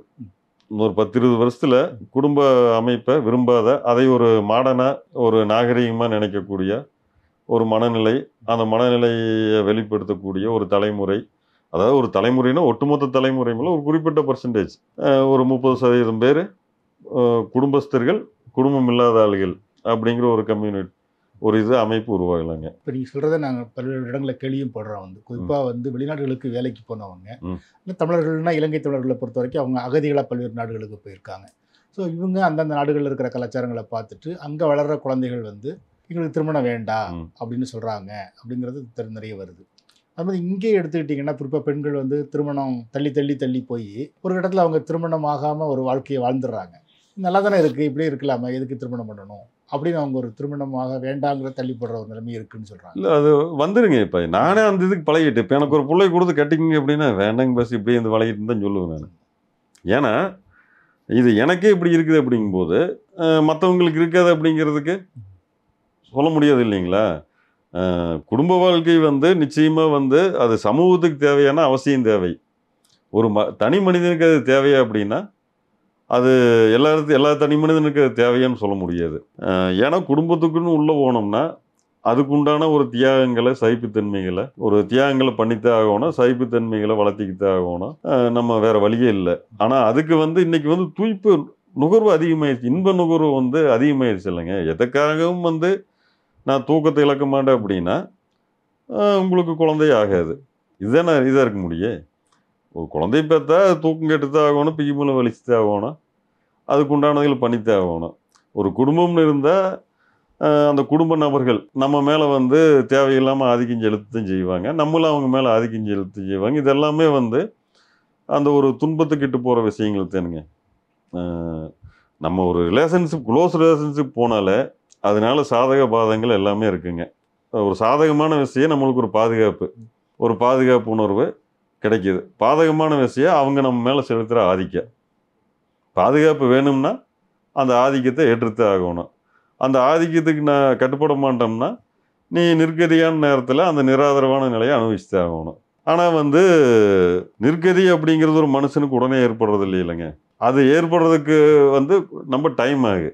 அப்போ அதுக்கு முன்னாடி தன்னோட சுயசார்புத்தன்மை அதிகமாக இருக்கும்போது மனிதர்களில் ஒரு குறிப்பிட்ட சதவீதம் எனக்கு குடும்பங்கிற ஒரு அமைப்பு வேண்டாம், எனக்கு என்ற இன்பங்கள் சந்தோஷங்களே போகுது, எனக்கு இந்த வாழ்க்கையே போகுது, யாரையும் டிஸ்டர்ப் பண்ணாமல் இருந்துட்டு போகிறேன் அப்படின்னு விரும்பி ஒரு தேர்ந்தெடுக்கிற வாழ்க்கை முறை வருங்க.